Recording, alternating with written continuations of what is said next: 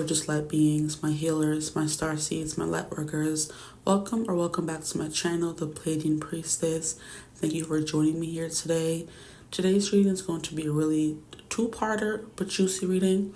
So we're going to get into your female archetype, what female archetype do you embody, and then we're also getting into how do men / your person, if you want to watch for a specific person, how do they view you right now in general, doesn't really matter. Okay, so the 4 archetypes we're going to be getting into in this reading is you could either be the mystic siren, the femme fatale, the good girl, or the alpha female. So those are the archetypes you're going to get categorized into in this reading, but then there's also just plainly a reading about how do men / your person view you. Okay, so very simple, very straightforward in that way. The archetype may have nothing to do with how your person views you, or it may has everything to do with how they view you. It doesn't really matter. But I wanted to do a reading about female archetypes for the longest time, and I finally did it. So it was kind of like an extra little something to razzle dazzle to throw up in here. Okay, so take what resonates, leave it if it doesn't. So if you feel called to more than one group, please choose more than one group, because men can see you as more than one thing. Okay, if you don't feel called to one, maybe you're just one thing. If you do, maybe you're more than one thing. Just roll with it, choose what you want to choose, vibe with the reading. Okay, but without further ado, let's get to your reading. You can choose one of the 4 groups, 2 of the 4 groups, all of them, 3 of them, who knows. And as always, I will see you gorgeous people at your reading. Mwah. Bye. Hello, my gorgeous group ones. Welcome to your reading. If you chose thumbnail image 1 or option 1, welcome to your reading. Today's reading is going to be about how do men / your person, if you want to watch for a specific person, instead of men in general, view you. How do they view you, okay? Today's reading, we have 4 archetypes featured in today's reading for female archetypes, right? So we have the good girl, we have the femme fatale, we have the alpha female, and we have the mystic siren. Group 1, if you chose group 1, that means you are going to be this specific archetype, right? If you feel called to choose more than one group, then choose more than one group. I'm not sure how I'm going to do this, but I got 2 cards from this, my circular deck, my teapot or tea something oracle. I forget the name of it, honestly. And at the end, we're going to see what comes through for those who are in the middle of the reading, who knows, after we pull some cards for how men view you in general. And then you can see the archetype they view you as well as those 2 cards, okay? So let's get straight into it. How do men view you guys in general without the archetype, okay? How do men / your person view you? So you guys could be watching for a specific person, because that was like very specific. Your person view you. The first card we have out is the Emperor. Interesting. So you're very powerful. You know what? I might just... let me leave it alone. You're a very powerful person. You're very decisive. You know what you want.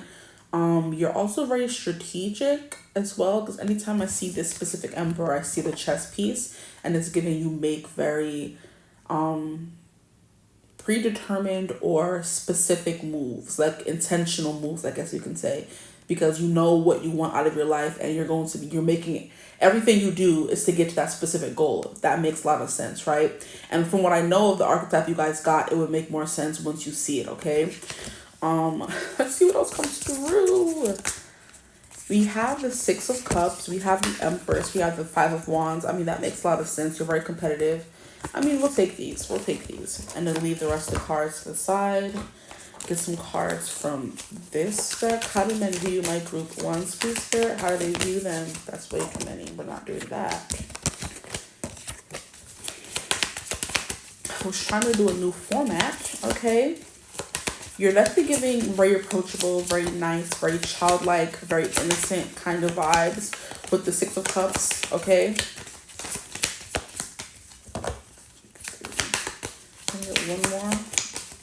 One more card for my group 1s. How do men / their person view them? Thank you. Okay, you can relax. I'm hearing someone who's destined to become rich is what I'm hearing, because of course you're very... I'm stop talking before I don't make any sense. You're someone who's destined to become rich or become successful because you very much know where you're going, what you want to do, what milestones you want to hit at specific ages. Like your life is kind of like very pre-planned, predetermined, and you're like, there's no room for failure. With the Queen of Swords I see coming through here, King of Swords, one of them. Okay, so how do men view my group ones? Maybe their looks can come through in this or whatever, because these are like people cards or cards with people on them. Okay, two, that will do. Now let us put these to the side or put them all out. So you have Horus, Cosmic Gateway, and we have Hope, Love, and Ancestors, or Acceptance. Wow. So Ancestors wanted to come through. We have Love and Acceptance, Hope, and Horus. I love how they both start with H-O. So some of you could have H-O in your name, or maybe some people think you're a hoe. Who the heck knows? But we have Share the Wealth. Okay, we have Success, Fame, Status. This is on par for Chorus with, like I said, Share the Wealth. They see you becoming someone who like amasses a lot of wealth, or you're going to become something in your life, right? Some people are not going to amount to anything. You're someone who's destined to amount to something. We have Cha-Cha-Cha. So we have dancing, movement, very lively kind of person, very excitable and exciting. Here we have Require Stillness. So you do have moments of like being as balanced and as disciplined as the snake. Because what I'm getting specifically is the crane from the movie Wendy Wu, Homecoming Warrior. And the one thing that he was trying to teach her was like mindfulness, balance, you know, staying still and being aware of your surroundings. So that could be something you're very good at as well. You're a very aware person. Okay, you know what's going on around you. You're very vigilant as well. So that could like lead to maybe you being a little bit protective of yourself or others because you're always like on high alert. It's kind of the vibe that I'm getting with that there. But yeah, the crane was one of the animal totems that came to help Wendy become the warrior she needed to be to defeat Yan Lo, right? The evil darkness kind of energy in the movie. And the crane was like, would just stand there and like he was teaching her like balance. So you're very like be balanced. Balance is good. Your balance is good. Wow. I'm a little all over the place today. Don't mind me. And then here we have Dearest Wishes Come True. Dearest Wishes Come True. Very interesting. So we have dance, success, fame, status. Maybe we're going to be someone who is destined to become a dancer, or destined, I wouldn't say greatness, but I kind of said that already. You're destined to become someone in the spotlight. You're destined to become someone who's famous is the kind of energy. That's how men view you. They're like, that's the girl that's going places in her life, right?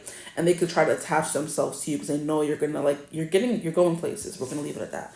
I keep repeating myself and I apologize. I'm trying to rush and there's no need for me to rush. But there kind of is because I'm on breaks right now. Anyway. So if you could have chinky eyes, like visually, you know, your eyes are kind of like chinky. They're very entrancing is what I'm hearing. They're very captivating, your eyes. Okay, that's coming through. They look very innocent. They look very sweet, very approachable, like demure is what they come through. But anyway, we have the Emperor. Like I said, the first card, we kind of went over the Emperor already, but that's the energy you're giving, like someone who is very straightforward, to the point, always in control of themselves and maybe even their surroundings. People don't really see you come out of character because there's kind of like a mystique that is surrounding the Emperor, right?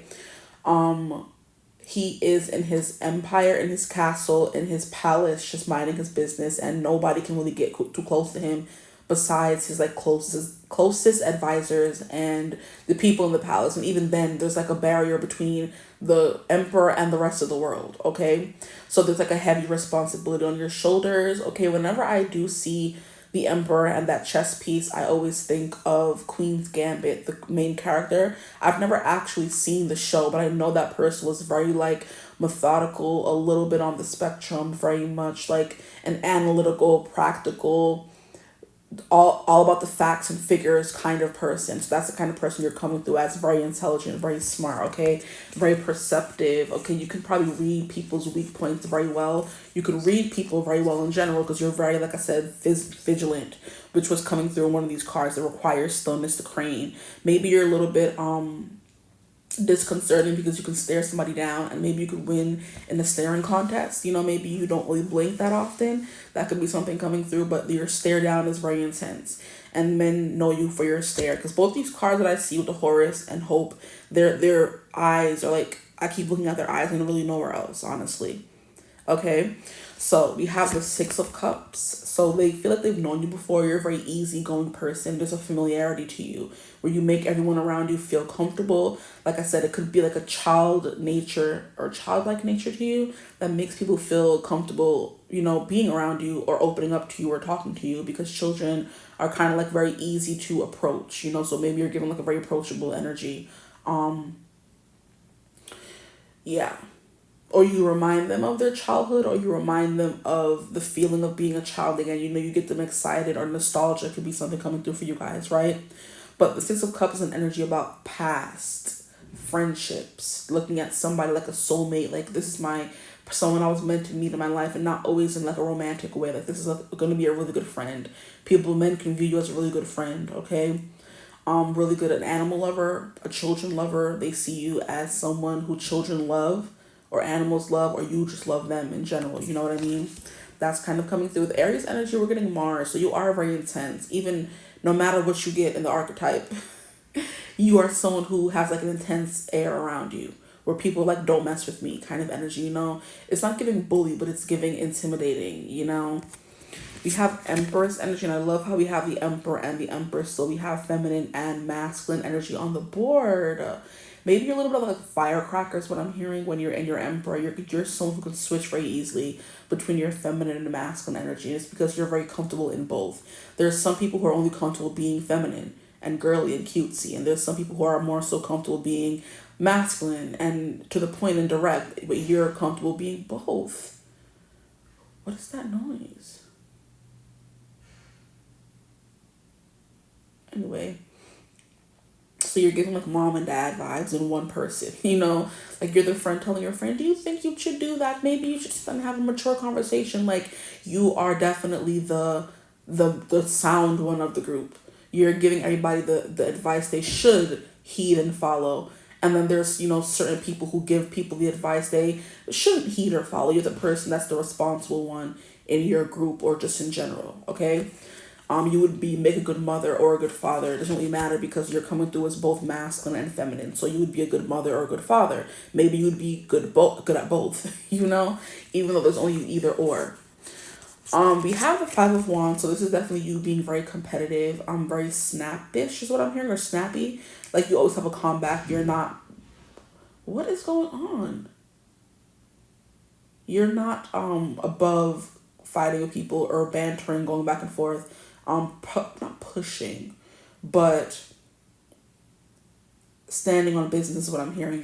You're someone who's not afraid to continuously push what you believe in, and not, you know, how can I phrase this? You're someone who is not afraid to stick to their guns, right? Someone's telling you 5 plus 5 is 10, and you're like, no, it's 11. And even if you're wrong, right, you're sticking to what you believe in, right?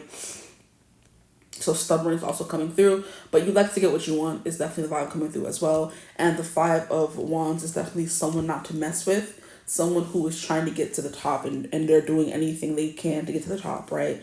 Not really getting ruthless, but that could be coming through as well for you. You could be coming through like that to some men. Okay, because this is what men think about you. You're a little bit ruthless, but it's like giving like spitfiery, fun, like firecracker kind of energy where someone gives you like a quick whip, you can give them a quick whip back, right? Now we have the Eight of Wands coming through. So your energy is very potent, right? That's the energy that I get from the Eight of Wands when it comes to describing someone. It's kind of like people can kind of get caught up in you very easily. Like you are a tornado that comes in and takes them up and kind of like goes away with them, right? The Eight of Wands always gives me like Gone with the Wind, take my breath away kind of energy. So that could be your vibe, okay? Or people like when you're more assertive, because this will be coming out to clarify the Emperor. So you take people's breath away or surprise them when you show them your more masculine side. So maybe you're someone who does look very innocent and cutesy and big old eyes and, you know what I mean, adorable and childlike, right? But then as soon as you start arguing back with people or show your true colors of who you really are, people get like a little flustered or floundered around you, right? You're not the person to argue with because you're always going to win, especially with this Queen of Swords about to come out, right? So we have the Eight of Wands. So you're definitely a firecracker. You have a lot of energy. You could be very like, you know, kids can't sit down, right? ADHD kind of energy. Like you're kind of like always vibrating. Like you're a kid who's like high on candy and soda. That's the kind of energy that comes through for you, which is why sometimes you are more still, which could be kind of the Emperor, still strategic, scoping out the area, and then other times you're more sporadic, you're more vibrant, you're more like, what's the word for this? You know what I mean? More is all I can come up with right now. And that would be the cha-cha-cha. You're dancing, having fun, you know what I mean? And then sometimes you kind of like kids when they run through all the sugar and they kind of like, what do you call it?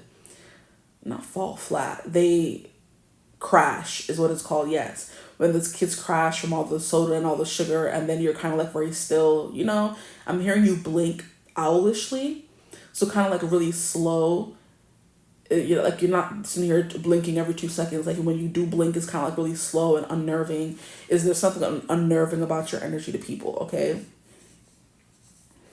Okay, now we have the Lovers coming through here. So how do men view you as a potential lover? And this is coming out to clarify the Six of Cups. So it does make sense. Sometimes people do see you in a soulmate way, in a more romantic sense. Like this is someone I can get along with, be with for the long term, you know, for the long run. Someone I feel very comfortable around. Someone I feel very attracted to. With the Empress card coming through, you're very attractive. You're very beautiful. Like I forgot to mention that, but you're very beautiful, okay?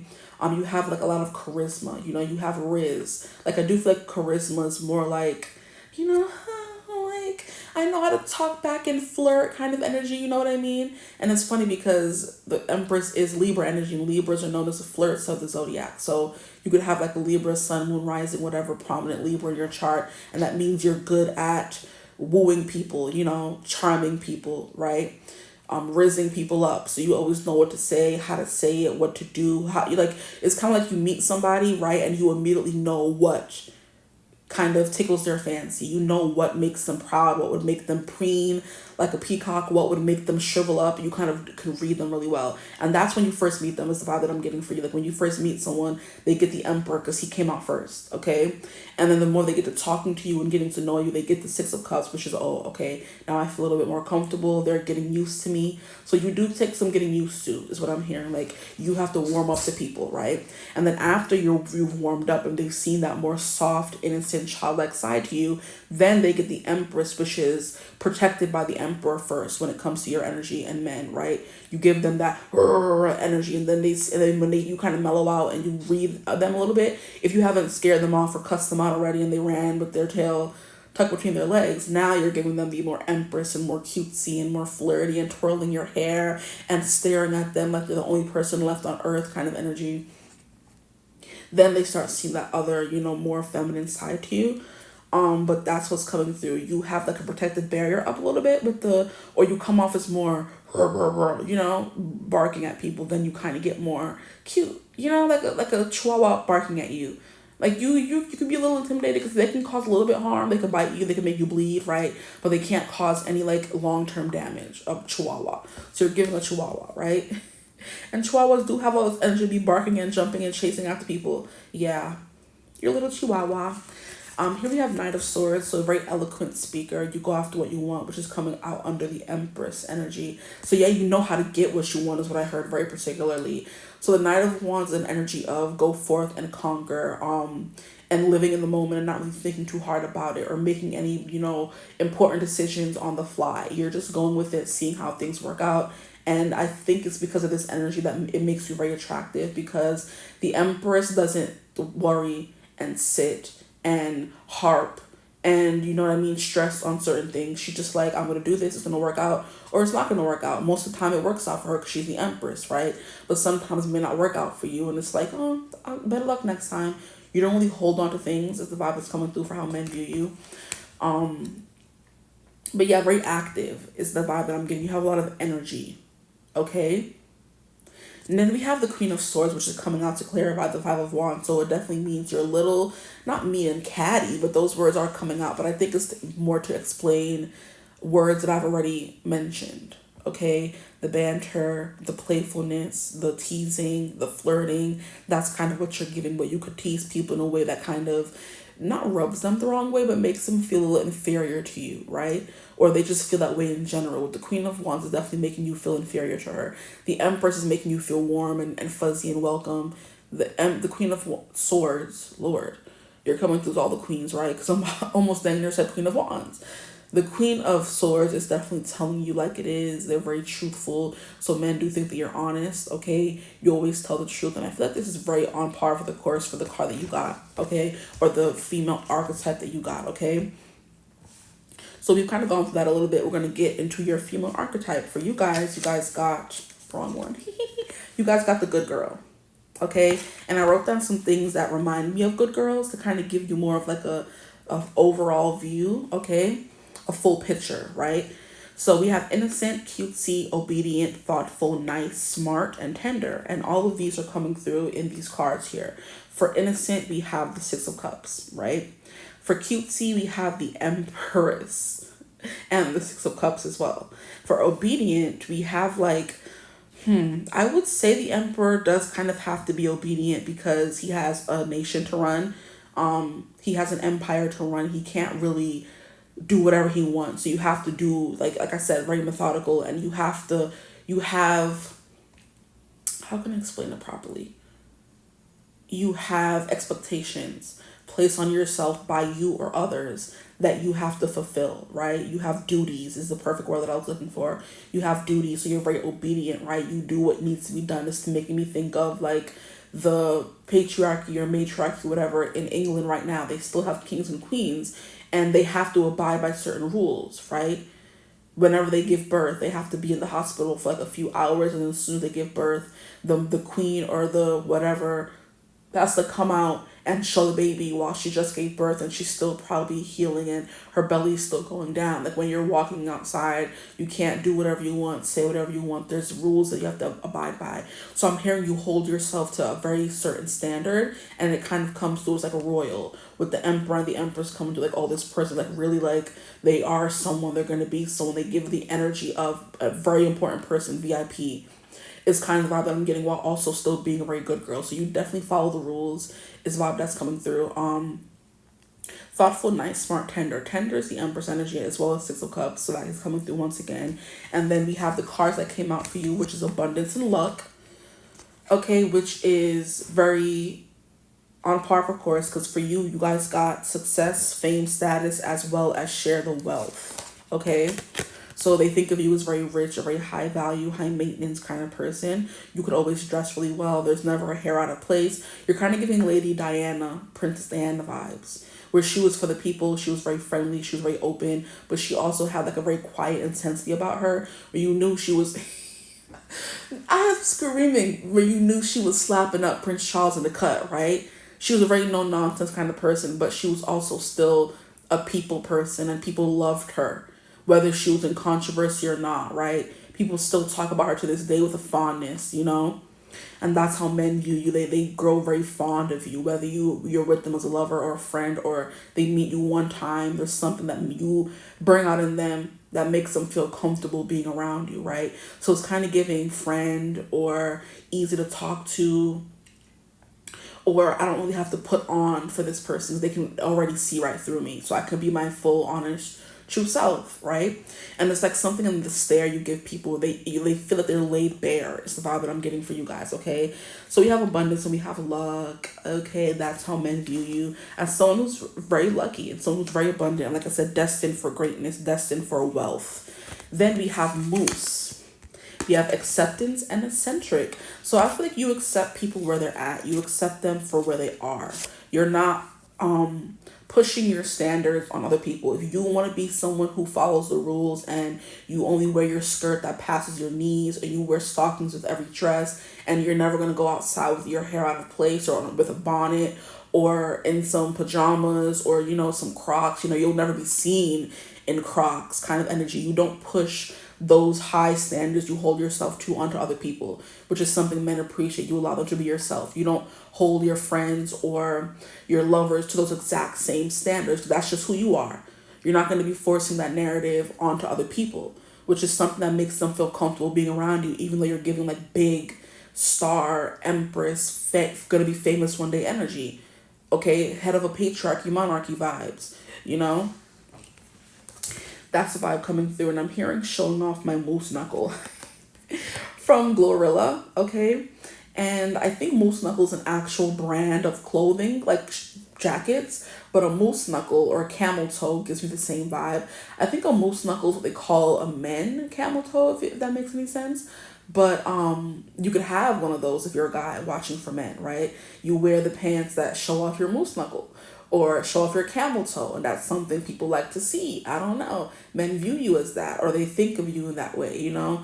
You're definitely big and imposing is the word I was looking for. So you could be taller or like bigger or more muscle mass, because mooses are very like, you know, husky, so maybe you're a more huskier person, which makes you like intimidating and imposing over people, right? Even if you are someone who's like short, I'm hearing short and stout. Even if you're someone who's short, even if you're someone who is tall or, you know, fun size, what I like to say, you're giving imposing. You could be tall and skinny or short and flimsy or short and stout. And you could be shorter than most men, right? But they're still seeing you as someone who's like giving larger than life, bigger than, you know, than them. Someone they have to look up to and kind of respect, if that makes sense, okay? So that's coming through for you guys. But yeah, your female archetype is the good girl. There's something here about you, like, you don't always have to follow rules, but there's something about you that makes them comfortable enough to know you're not going to screw them over. You're not going to usurp them. You know your stuff. You follow the rules. You're very smart. You're intelligent. You think things through, with the Queen of Swords coming through. You are very competitive, and good girls, the girls in school who are doing their work and following the rules are the ones who always have the best grades, right? So you could be known as someone who had the best grades in school, and that's how men are seeing you. Whether it's true or not, it could be true, it could not be true, who knows, right? But that's what's coming through. You'd make a great mother, okay? You're very feminine, but also very masculine. You, like I said, embody both really well. With this Horus cosmic gateway, we have your thoughts are magnetic and powerful. And it doesn't always have to be your thoughts. It's just giving you as a person. It's giving very magnetic and powerful.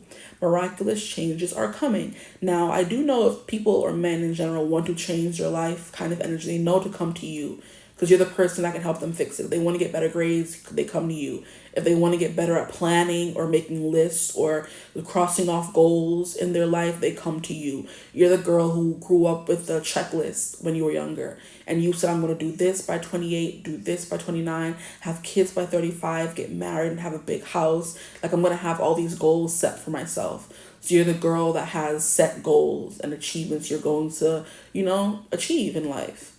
And that's how they're viewing you. You're also someone like, you're almost kind of like a getaway. So when they're with you, it's almost like time stops. Wow, the song is coming through now. It's almost like time stops and they kind of get stuck in your orbit. So very magnetic and powerful, right? But the song coming through is Miranda Cosgrove. So if you're watching for a specific person, when they're around, they want to kiss you, okay? So the song is like, time stops and everything around me is frozen. And nothing matters but these few moments when you open my mind, the things I've never seen.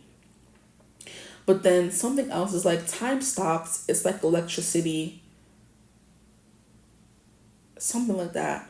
But like being around you is almost like electric. They're very aware of themselves, their surroundings, and you when men or your person are around you, okay? And there is something here about your eyes, and birds always give like messages. So you could always have like an important message to give people. You're very big on affirmations, you know what I mean? Giving, how can I describe it? You're giving speeches and, how do you say it? Like, what is it? Like, you know, like when the coach is giving the team like a very something speech before the game to like hype them up, right? You're good with hype sessions and making people feel good about themselves and complimenting them and, you know, building them up, right? And even though you are giving this good girl archetype, it's not giving the good girls like a pushover, it's giving the good girl who's magnetic and powerful, and all the guys had a crush on her, but she wasn't worried about them because she was only worried about school. And that being more worried about school and putting her energy into school and work made her become like a success story so young, so she can find her husband, find her kids. Like, someone who men figure are not really checking for them is what I'm hearing. Because a good girl is more so focused on her goals and ambition. She's not worried about finding a man. And so that part of her life on her list until she reaches that part of her life on her list. That's a better way to say it, okay? But you would transport them to another world. And I'm hearing, take me to another world by One Direction. Take me to another, oh yeah, I'll take you to another world. It's not me, it's not you, there's a reason. So men could think there's a reason for why they meet you. Not One Direction coming through, relax. Yeah. And then we have hope, love and acceptance. Love is yours. Recognize your divine worth. Choose loving thoughts. So you are definitely someone who knows your worth, which is why you're kind of giving the untouchable, unapproachable. She's not really worried about me. She's high above me. She's so high above me. She's so lovely. By Tal Bachman, that song is coming through. So people think you're too good for them. It's the vibe that's coming through for you guys, because you have your clothes well put together. You press them. You always have a perfect spritz of perfume, and you smell expensive is what I'm hearing. Your hair is always slicked back, or your curls are always curled. Your hair is never looking crazy. They've never seen you look raggedy and toe up from the flow up. They've never seen you look that way. So whenever they think of someone who's always on, always put together, too good for them. I'm too good to you. I'm way too good to you. You're someone who's always good to them. And I'm hearing that song, you were good to me. So when men think of you, how they view you as someone who's always been good to them, right? There's never something here about you tearing them down, you making them feel less than, but that's just that's a projection they're placing on themselves. Now that song, You Were Good to Me, came through in another reading. It came through in the reading where I did What Was Your Legacy, right? And it came through in group 1. And I was like, oh, it's by Jeremy Zucker, but it's also Chelsea Cutler. I looked up the song after, and that's the lady that I was speaking about if you came from that reading. But you probably most likely did, from the reading about what legacy you're leaving behind. Okay, that song came through. Now we have Require Stillness. You could be someone like very much, like you're good on your own. So men view you as someone who doesn't need a man, right? You may not even want a man. You could barely tolerate men. Could be something coming through, which is why they don't even try. Because you're giving someone who's like too high above them, too high and mighty maybe sometimes. But definitely giving high value, high maintenance kind of person. But the dearest wishes come true, how men view you. You are their dearest wish. Which is why you kind of come up as a little unattainable sometimes, okay? Here we have cha-cha-cha. You could be a very good dancer. You know how to move your body properly. I'm hearing move your body right next to mine. Feel the beat and we're lost in time. And that is from Victorious. That's the song Robbie made for Kat. And that their specific dynamic is that Robbie's been in love with Kat, but she doesn't want him. But she's like, ew. So that could be the thing coming through here. Robbie is the guy pining after Kat, but Kat is not worried about him because she's very much in her own world, in her own little universe, doing her own thing, not worried about what's going on in anyone else's world, right? So you're giving someone who's always in their own world as well, which is very funny. But yeah, that song was coming through. So the dynamic between you and some men are the dynamic between Robbie and Kat in Victorious, okay? Now we have success, fame, status, which we kind of went over already, but you're giving 6 of Wands, destined to make something of themselves, right? Whether you're someone who has that list already in your mind, you're someone who is hardworking, you have multiple jobs. I'm hearing Rochelle from Everybody Hates Chris. My husband has 3 jobs. And then I always remember that one episode where she met another lady. And Rochelle loved to walk around talking about, my man got 2 jobs. And then I believe in that one episode, she met her match. And the lady was like, well, my husband has 3 jobs. And Rochelle was like, oh, she was scandalized. She had never met another woman she could say her man had like more than 1 job. Rochelle was put in her place real quick, right? So you're giving definitely overachiever vibes coming through again.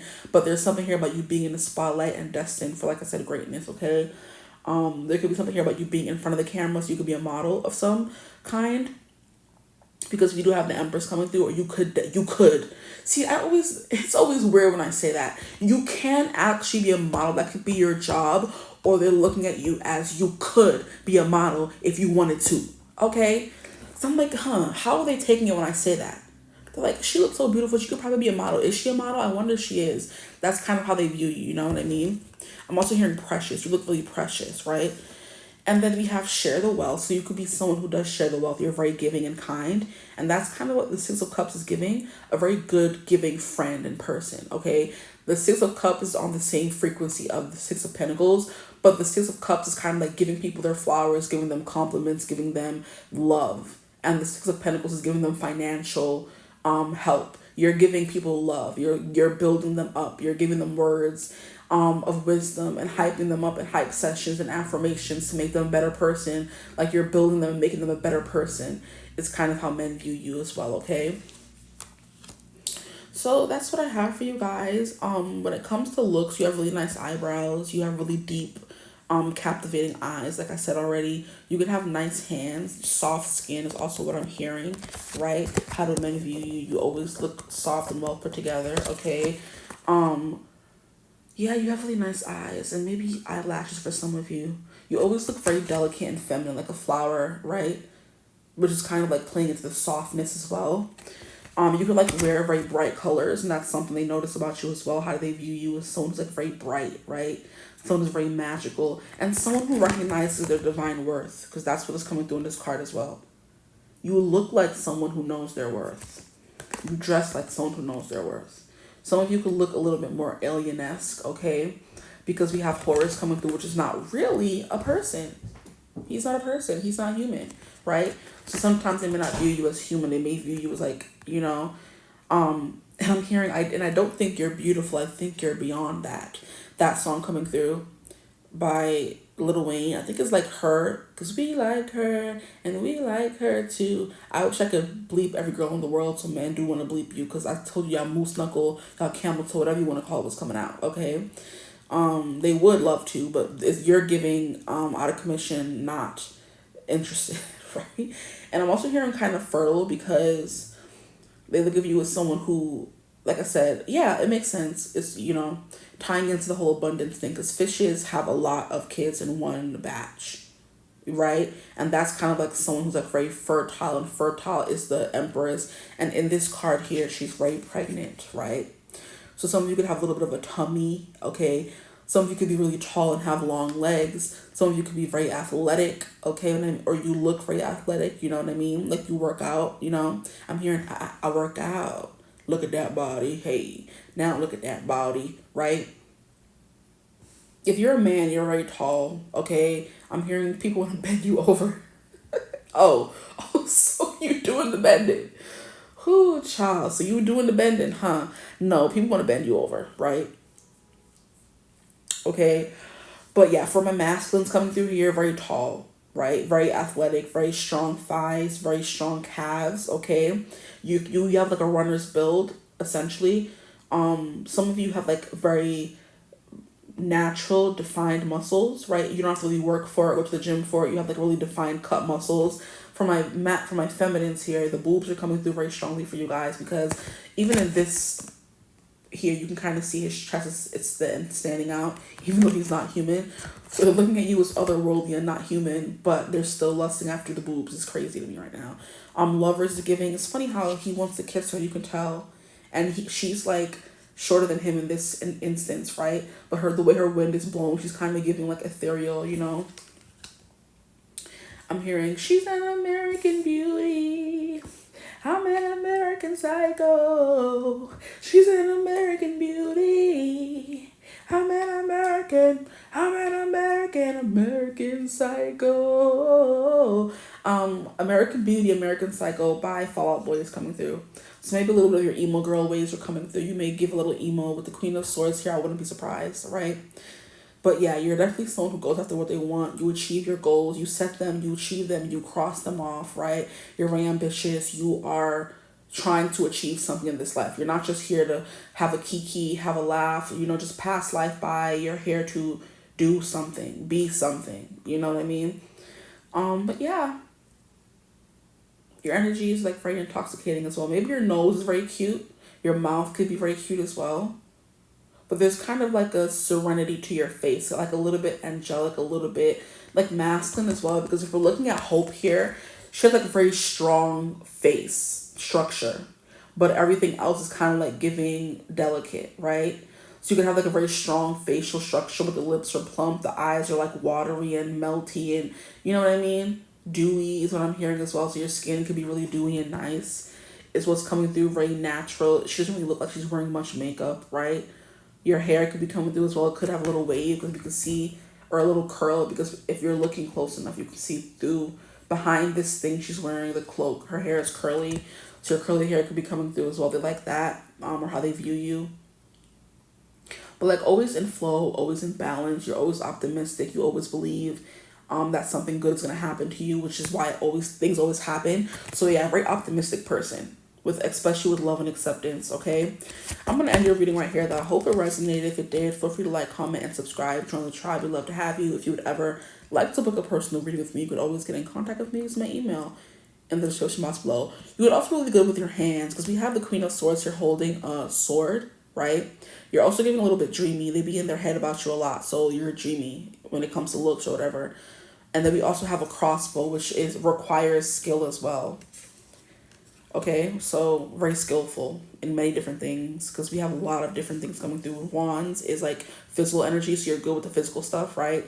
Knight of Swords is also giving physical energy, riding bikes, you know what I mean, running, right? Eight of Wands is giving physical energy again. Queen of Swords is giving mental energy, and the Empress is kind of giving like universal, ethereal, spiritual energy, and the Emperor is giving very intense energy. So your energy, and then your body, and then your mind is coming through very strongly in this reading for how men view you. Those are the kind of things they touch on. Very strong mind, very, agile or beautiful body, and then very strong convictions, very strong-minded, very strong-willed as well. But yeah, if you want to book a personal reading with me, you can get in contact with me. Use my email in the description box below. But I hope you're having a beautiful, wonderful day whenever you're watching this reading. And as always, I will see you gorgeous people in the next one. Mwah. Bye. Hello, my gorgeous group 2s. Welcome to your reading. If you chose thumbnail image 2 or option 2, then you are in the right place. Today's reading is going to be about how do men, or your person, if you want to watch for one specific person, how do they view you? Now, I also wanted to tie in an archetypal female archetype into this reading just for funsies. So it's also how do men view you based on the female archetype. So we had 4 that could come through in this reading. We have the mystic siren, we have the femme fatale, we have the good girl, and then we have the alpha female. I'm like, wait, which one? Okay, so while we are going to get into what your person loves most about you, so this person could love you, okay, that's cute, but how they view you, okay, we're also going to be getting into what female archetype do you embody the most in the eyes of men or your person, okay? So that was like a whole bunch of words to basically say you're going to get an archetype in this reading. That's going to be how men or your person views you mostly. And then we're also going to be getting tarot cards and oracle cards to get into how they view you as well. Because, of course, you're a multi-dimensional person. You're multifaceted. You're not just one thing, okay? Also, if you feel called to more than one group, then be my guest and watch more than one group, right? Okay, so let's get into it. How do men and or your person view you? At the bottom of the deck, we have the Empress. Okay, so you're the embodiment of the divine feminine is what I'm hearing. You're very graceful, okay? I'm hearing drop dead gorgeous, okay? I'm hearing you're sexy to boot, right? I'm hearing you're very smoky is what I'm hearing as well. So maybe I'm also hearing husky voice or bedroom eyes is something that's coming through as well. Okay, you're very kind. I'm hearing gracious as well. So men view you as all those things. Let's get some specific cards more towards the middle or towards the end of the reading. We're going to give what archetype you embody. And let me get it over here. It's these. You guys got 2 cards. Okay. for what you could embody. Here we have, look, we have the Ace of Cups and the Seven of Pentacles. You're someone that men want to get the time to get to know. They want to invest in you, pour into you, grow with you, build with you. All of these things are coming through. I'm hearing your heart of gold. So I'm hearing America's sweetheart, but also not. Because at the same time as I was hearing, that's what they call me, from Corey in the House. America's sweetheart used to be what they called Sophie, the president's daughter. But we knew, yeah, exactly, makes a lot of sense. We knew in the background she was kind of giving spoiled brat, a little bit of a menace, and not America's sweetheart. Because America thought she was a sweetheart, but Corey actually saw who she really was. Then I was hearing the song by Elle King. And she's like, what do you want from me? I'm not America's sweetheart. So, I'm not America's sweetheart. So raise your something with me, because I'm not America's sweetheart, but you love me anyway. Something like that she says in the song. So it's like you come through as maybe looking innocent and sweet, but beneath it, you're kind of really more spicy, right? You have some flavor, some pepper, some adobo, some sazon up in there. There's some seasoning up in there, right? It's more than one thing. You are more than one thing, you know? Okay, that makes a lot of sense. Now we're going to keep going. And that makes someone to get to know more and invest in you. So they see you as like an experiment or a project or a nut to crack, a code to crack, is what I'm hearing. So someone they want to know more about, they want to get to know more of, because they know you're more than one thing. Like I said, they see you and you look really sweet, then you're a little bit like, you know, naughty, you're a little bit mischievous, kind of what I'm getting as well. Or maybe you're a little bit, you talk back, right? And then if you look kind of like more sexy and siren-y, maybe you're really sweet on the inside. And they're like, wow, and I'm seeing 444, so I'm saying that. So that could be significant for some of you. It's kind of like they feel like they want to just sit there and look at you like you're an experiment, like you're one of the animals behind the glass at a zoo or something is what I'm getting. How we sit there and watch what they do and study them. That's what it is. Men want to study you, right? Okay, but they also could want to spend money and time on you as well, because we have the Seven of Pentacles, which is like physical wealth. It's also money. It's also material things, right? Such as time and money and work and things like that, okay? So they want to spend time with you, get to know you. You're like an a something on display for them, right? A mannequin, animal, something like that, right? So let's keep going. We have the High Priestess, okay? So you come through with someone who's very intuitive and very spiritual, right?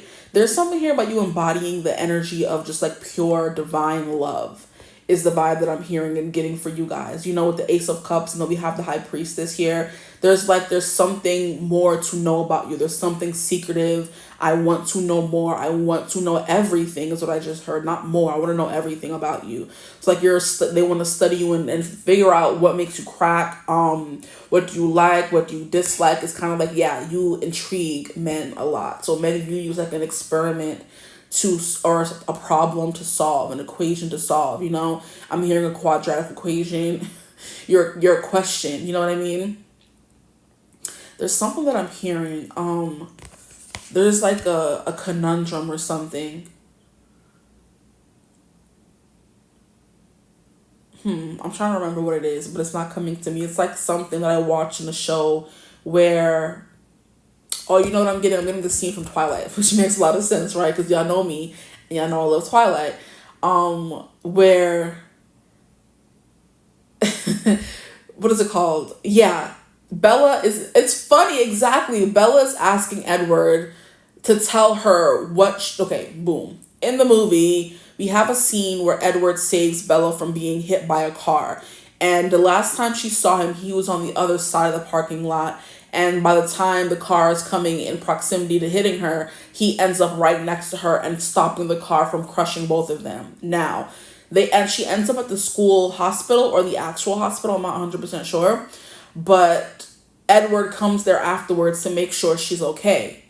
And then she comes out to thank him for saving her or whatever. And she sees them talking to, she sees him talking to his foster father, Carlisle, and Rosalie. Now, at the end of that, she's like snooping, listening to the conversation, but when they realize she's there and stops talking, she's like, can I talk to you really quickly? To Edward.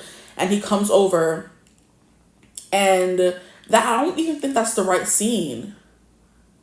It's the scene where they're eating dinner in the restaurant. He saves her again from those men who were trying to, you know, peeve and perv on her, right? So it's kind of giving maybe men love to like look at you and treat you as like a sexual object kind of energy.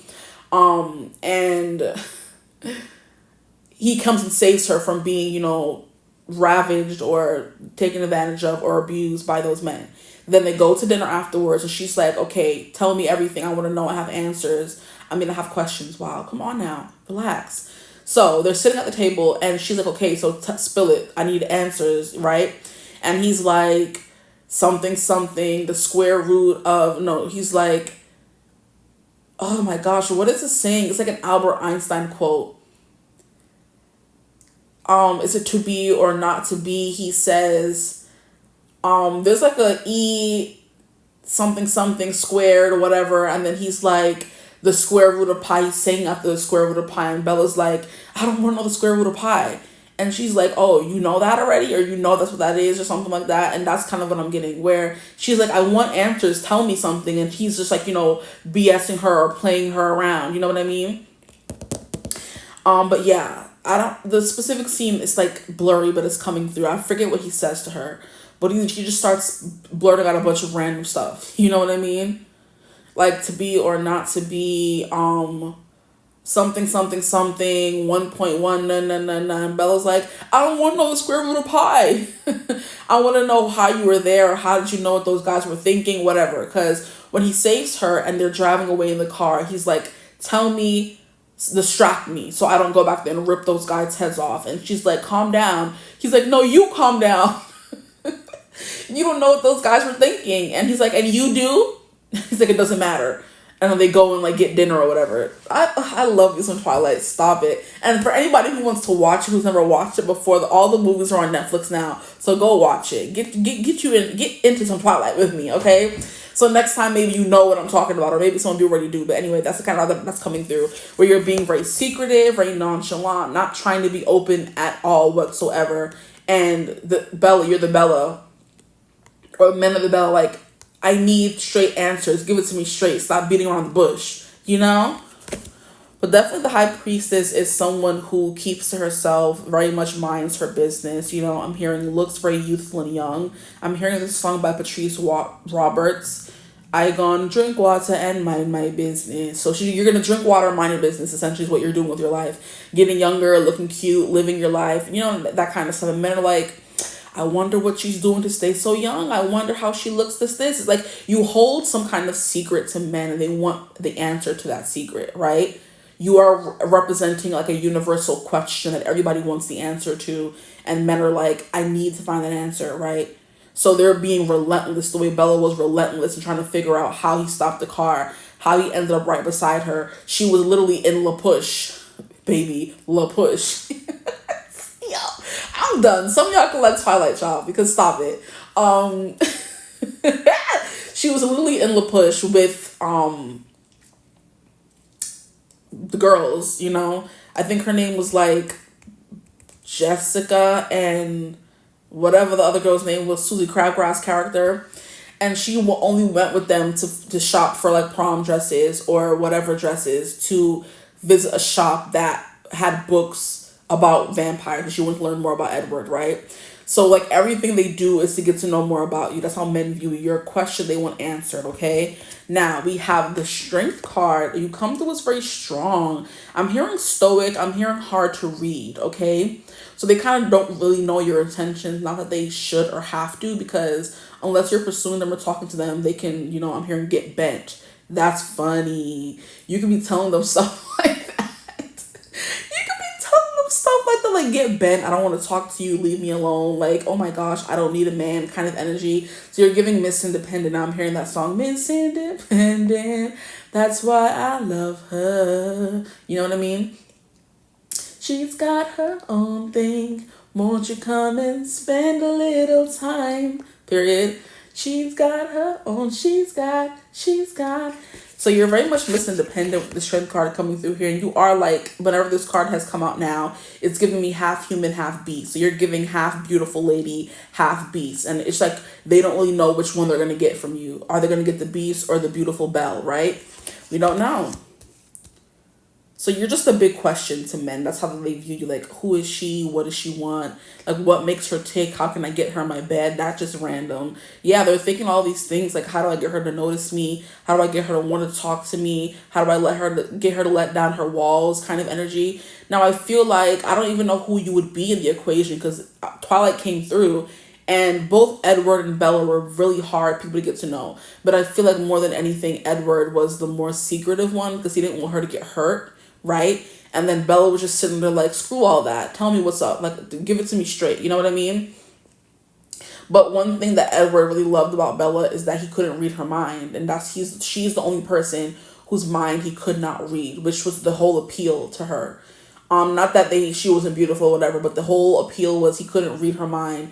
He didn't know what she was thinking. So she would always have to tell him what she was thinking. So he was a puzzle to her. Just as she was a puzzle to him just as he was a puzzle to her, right? So yeah, she always had to ask him everything, and he was like very tight-lipped about it. So you're kind of giving the Edward in the equation, but also Bella was hard to read, and he couldn't read her mind. But everybody else was very easy to read. Besides, she wasn't. So you could be embodying both of them. They were a perfect match for each other, right? Okay, now the next card we have is a Four of Cups. Yeah, you're giving the uninterested Bella now. Because Bella was very much like, yeah, all right, I guess. Like, she showed a lot of disinterest. Like, that's how men view you, as disinterested or bored in their presence. Not easily excitable, at least in front of them. You know what I mean? It's kind of like you have a wall up and you don't really pay them any mind. Kind of thing. It's like the Seven of Wands, but in Four of Cups form, where you're keeping up a barrier. But the Seven of Wands is kind of like to keep people out. The Four of Cups is more as like, I just don't care, right? So it's like the same vibe but different fonts. I guess you can say. Yeah. They may kind of see you as like a Daria kind of character, where she was always just like, yeah, like very Capricorn-y, bored, not easily excitable, kind of like emo a little bit, subdued, not reserved, socially or emotionally removed, that kind of thing. Your cards are very chatty, and the Empress actually came out. How interesting. Okay, reserved. Removed. I thought there was another word that wanted to come through, but I guess not.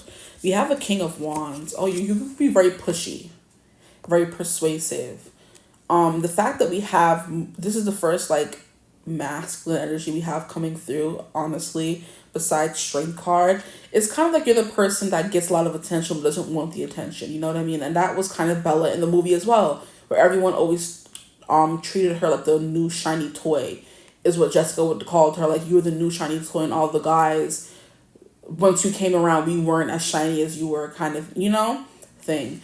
So the King of Wands is someone who's like very feral, very just like unpredictable, volatile is the word that I'm hearing. So men could see you as like emotionally volatile, or like a little aggressive maybe, or just like, I'm hearing like a prime rib they want to eat, right? Because men are giving you this very intense sexual stare. They have their wands hard and ready for you. And you're just like, I don't feel like it. SpongeBob, in that episode where Plankton steals him to work for him. And he's like, you know what? I don't feel like it. That's the kind of energy you give men when they try to get you to say something, do something, say yes to them. You're just like, nah, I'm good. You're just like physically, emotionally removed from them in the situation. They're very much removed from your emotions. They never see you react to anything. You just always seem like, is subdued the proper word? I think subdued could kind of describe that as well. A King of Wands is how men view you. They view you as something to eat. And maybe you kind of feel that. They see you as something to solve, right? And you don't want to be that for men. You don't want to be their entertainment, their pastime. You want to be someone that could be like an equal to them, or maybe respected or something like that. You know what I mean? But if the King of Wands is coming through to describe you, you are very assertive, you're very brash, okay? You're very good at getting what you want, you're very charismatic. You do know how to turn on the charm when you are ready, okay? But it's kind of you give as good as they can. You give as good as you get. Yeah. That's the saying. You give as good as you get. Now we have the Sun. This is Leo energy coming through twice. So you definitely are a force to be reckoned with. I'm hearing you are a sight to behold. So you're just very attractive, and that makes a lot of sense with the Empress card coming out as well. Maybe you try to blend in and hide a lot because the Empress kind of wants to come out in reverse, and it's like an energy of you can't help but be seen, but sometimes you just really don't want to be seen. So men can view you as someone who kind of wants to hide. You know, maybe you're one of the girls who wear the baggy clothes. I'm getting, Billie Eilish when she didn't really want to show her body, you know, because she's a real busty queen, right? The big boobs, I think she has some booty on her. She's really thick, okay, thick A. And she like spent most of her teenagedom or teenagehood, whatever you want to call it, into adulthood hiding her curves. And it's like, I don't want to be perceived by men, right? Maybe it's because she always knew she liked girls, but we always thought she liked men. We didn't really know, but she didn't really want to be a sex symbol to them the way they would have made her to be one, right? Because everyone already just, her fully clothed. Her face card is lethal. Her eyes are lethal. She has nice, juicy lips. She has the blonde hair, which is the standard in most beauty, circles in America, Western especially. She has those like very light, very sad, very drawing, in like it draws you in kind of eyes, right? And just her face card alone, like I said, is lethal. Can you imagine if she would have came out like dressing this va-va-voom sex symbol? She would, like, everybody would have been cleared. Like, everybody would have been cleared, She would have ate and left no crumbs. So she came out wearing the very baggy clothes, trying to hide her body, not wanting to be perceived or seen as a sex symbol as she would have been if she came out full guns blazing the way Sabrina Carpenter be doing. Which I love me some Sabrina Carpenter, no tea, no shade to her, but she's very much, everything is out there, and she's like very sexual and flirty, the Taurus in her. But Billie Eilish is more so, I don't want to be seen, I don't want anybody to see me, kind of thing. I have to hide behind my clothes and everything. So that could be your thing as well. But you can't hide, is what's coming through with the Strength card and the Sun card coming out, right? And then and it's funny how on the Strength and then the Sun card we have somebody who's blonde. So maybe some of you could have blonde hair, and maybe people think you take on the archetype of like the dumb blonde or the bimbo, the blonde with the big boobs, or Billie Eilish could be taken for, but we know she's not that because her personality just does not match that at all. Men can take you for that before they get to know you, right? And it's like immediately you're sexualized for your body and your looks. You're just like, I'm not having it. I don't want to talk to you. Leave me alone. I'm not interested, right? And that's how men view you. You're not a sex symbol. You're not an object. You know what I mean? I'm hearing, I'm not a prize to be won. Jasmine, Princess Jasmine coming through. And also Belle, when all Gaston wanted her for was her looks. She's like, that poorish, brainless Madame Gaston, can't you just see it? Madame Gaston, his little wife. Oh, no, sir, not me. I guarantee it. I want much more than this provincial life. That is coming through. So when he came to her door saying, we should get married, I'm going to marry you, whatever. She's like, can you imagine me being the wife to that boorish, brainless Gaston?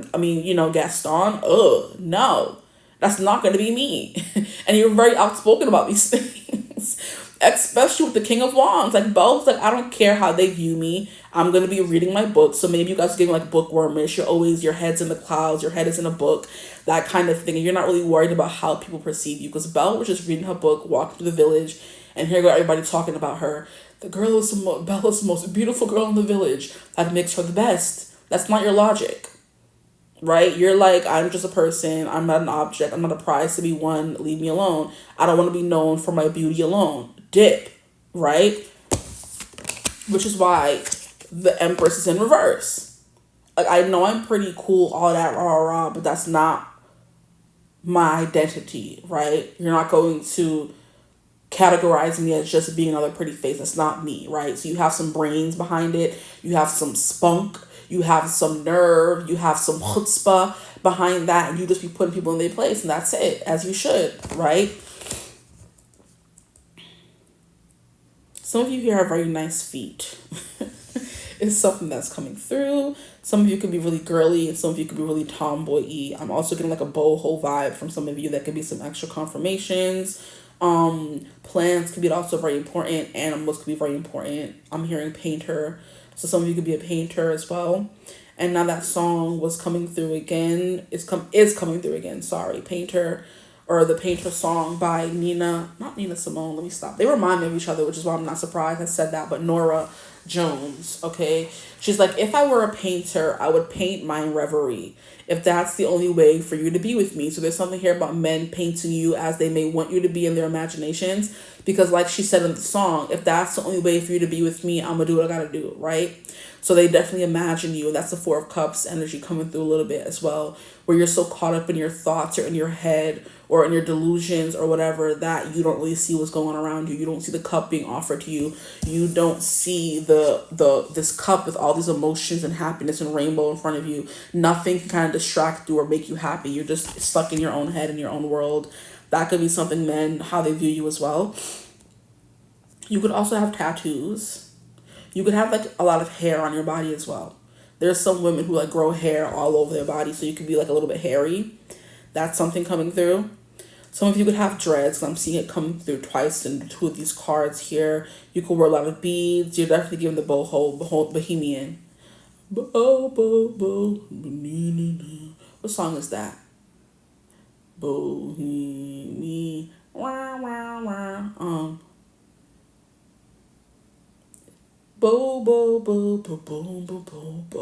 It's a song from Tick Tick Boom. Bohemia or something like that. I don't know, but interesting. That just came to come through. Hello. I guess. But yeah, that could just be resonating with or confirming the whole bohemian vibe that you come through as. There's something here about blue. There's something here about collarbone. Maybe some of you are like very slim in this group. If not, don't take it if it doesn't resonate. But there's something here about your slim arms that's very attractive, right? I'm hearing you have the perfect pedicure as well. So maybe you take care of your nails and your cuticles and stuff like that. They always look well put together because her hands are kind of like always a part of the frame. The Four of Cups, they're in front of her face. In the Emperor, she has them placed very elegantly on the side of her head, right? So posing and elegance could be something coming through. In the Strength card, she has it, casually draped over her head.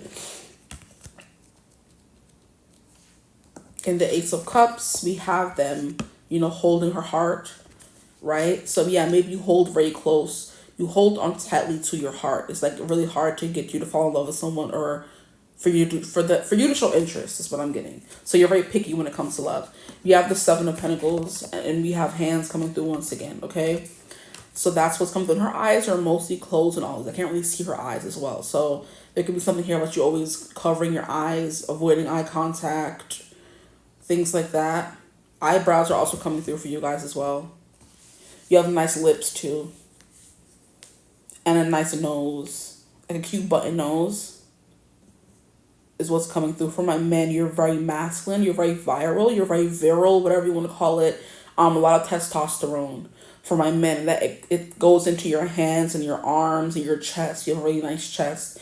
For my guys, if you're watching, for how men view you as well. But feet keep coming through, so you can have nice feet too. Maybe you have growing hands. Grandma's hands. Why is that song coming through? That is a song from Medea's family reunion. And that's the song that they were playing at the reunion when the grandmas were all walking by and all the people in the movie were gyrating and whining and dancing real naughty and dirty and playing dice in the corner and fighting each other. And mind you, it's supposed to be a family reunion. We're all supposed to be brought together under God, indivisible, liberty and justice for all. I'm so sorry, I'm acting a fool, but there's supposed to be family all coming together to celebrate being together again. And there's the guys playing dice in the corner. And then when someone loses or wins, they're fighting each other. Then we have the woman, their bodies all out, and they twerking and shaking their booty and gyrating and all this kind of stuff on the men on the floor, trying to get the attention of this and that. And we have people cussing and nobody talking, and everybody's just worried about friend and da-da-da-da. And then I believe it's like Maya Angelou character in the movie like says like a long beautiful poem. I forget what she says exactly. I haven't seen the movie in a long time. And then Cicely Tyson is supposed to be the grandmother or another grandmother, and she gives a whole speech as well where they're basically saying all these young folk gyrating and rating and oh, that movie was a trip, right? But I don't know why that came through. When they was walking and seeing all this debauchery going on and the family reunion, the song in the background was Grandma's Hands. So maybe you have grandma hands or maybe you don't. I don't freaking know what that has to do with anything. Maybe that has some significance for somebody watching. But Tyler Perry, Medea's family reunion. Maybe you could be like a more masculine looking woman because Tyler Perry loved to dress up as, you know, Medea. And Medea still looked very masculine, even though she was supposed to be a feminine, you know, if that makes any sense to you. That could be something coming through as well. Or if you're a masculine, you look more feminine, you know. Yeah, that's what I'm getting. But I'm like, why is that song coming through? Grandma's hands. We have wild card. Yeah, you're unpredictable. I like us when we're unpredictable, 'cause that's when love feels so phenomenal. I like us when there's no one in control. We don't know which way it's gonna go. So all that pertains to you. Men like it when you're unpredictable, or they consider you to be unpredictable, you know what I mean? And they like the thrill of getting you out of character, getting you mad at them or cussing them out, because it's showing you at least have some emotion as opposed to no emotion towards them, you know. Men like poking the bear kind of energy. That's what's coming through. Anyway, you have to stay in bed, so maybe you're seen as like a little bit of a homebody. And Homebody's coming through by Billy Raffle. So my favorite place to be your homebody. So the way you are at home, the way you're maybe like you're more chill and laid back kind of personality as well. I'm hearing when you're ready. That's funny. Or maybe when you're at home, you're just very chill, and then this could be your person come to. They love, you know, being around you and your home at your homebody. That doesn't sound right. They like how you look when you're in the house. Okay, we're leaving it at that. Come on, how annoying. But basically in the song, he's like, what is it called? Your friends are always here. You're always seeing your friends. We're always going out to restaurants. But today I kind of want to stay inside and be with you, your homebody. I want to cook you dinner, even though you make it better. I want to pour a glass of wine. I want you to, you know, you don't have to dress up because what you're wearing is fine. Stuff like that is coming through. So if you are watching for your person, they do see you as someone. They like being at home with you. Okay? Seeing you look a little raggedy, right? Because sometimes you look too good to be true is what I'm hearing. And they like seeing you look more human and not too, you know, done up, dolled up vibes. Now we have the require stillness. Some of you could have felt called to group 1 as well, and you're coming from group 1 to watch this group as well. I encourage it in this reading because there can be many men who see you in different ways, right? Watch one reading for how your man sees you, another reading for how men in general see you. It doesn't really matter. Or maybe you felt called or drawn to more than one. You're getting, you know, because the Empress came through group 1 as well. And so did this card. You know? So yeah, you could be coming from group 1, or you feel drawn to group 1. This is your confirmation to a watch group 1. Now, yeah, require stillness, right? So there's something here about you wanting to like blend in, you being very slinky and sly. That's coming through because snakes are they're seen as like, you know, when they say a snake in the grass, you're very sneaky. People can't really see you. You kind of blend in maybe. Camouflage could be something coming through. You try to blend in because you don't like standing out. Whether you know you're pretty, you use it to your advantage, or you may not think you're the prettiest person out there. Men see you as someone who's very desirable and very beautiful. And there's something here about you maybe feeling that, that scrutiny is what I'm hearing, and you don't like it. You don't like to be perceived or seen. You want to hide behind something. And that's when you put up this mask of indifference with the Four of Cups. You just want to be left alone. You can understand that. I don't really blame y'all, because men be brother. Anyway, not all of them, but some of them, right? Especially if you're a female and you're attractive. It's just like y'all just be doing a lot right now. I'm not just a prize to be won. Like Princess Jasmine said, I also have a mind. I'm also very intelligent. I can be a leader. I can do lots of stuff. I'm not just a girl, right? You don't go and you don't believe in that whole I'm just a girl thing. Maybe you are just a girl sometimes, right? When you're at home and you don't have to worry about men walking up to you, bothering you, harassing you, you know what I mean? But men kind of like see you as something to be conquered, and it's annoying. I'm annoyed for you because it's not cute. Now let's see what energy you guys got. Okay, it makes a lot of sense. You have the femme fatale. Now I wrote down some keywords that I think of when I think of a femme fatale to kind of give you more of a full picture of what it might be in case you're not 100% sure. So we have bad girl. Okay, it's giving bad girl Riri, right? And she's also another person who doesn't really want to be seen as, the sum of her parts. She wants to be seen as the person that she is. She doesn't want to be seen as like a sex symbol, which she most of the time is, right? People love her for her body, but never anything else. People keep telling her, where's the album, Ree? Like, leave her alone. Let her have her little family. She want to settle down. I keep harassing her for everything. So you can feel like harassed, harried, bothered all the time by men. Anyway, we have main character, intense, sex appeal. You're a good time girl.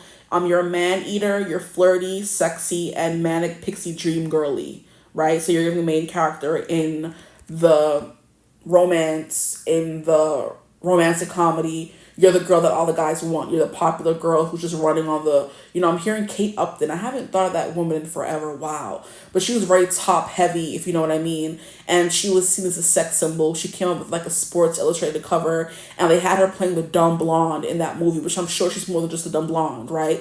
But she was the young lady. She was the one that all the men wanted, and all the girls didn't like her because of that. And it's like, what could she do about her look? That's how she was born. You know what I mean? You can't help it, but you're not going to make it your personality. You don't want to be seen as just, like I said, the sum of your parts. Or is the sum of your parts like you want to be seen as the sum of your parts? No, I think it's more than just the sum of your parts. It's the saying. Is the computer even on? It is. I'm trying to, find the... Okay, so the internet is not working. That's fine. We have success and we have pride and we have crown. Yeah. You're definitely giving Ray B bad ASS energy, right? It's giving a biker chick, it's giving emo girl, it's giving like the Darias of the world, it's giving the girls who are just like effortlessly bad in real life. And it's kind of like they're not being bad or pretty or doing themselves up or getting all dolled up for the male gaze. They're doing it for themselves. And men take it as, she's showing her boobs, it must be for me.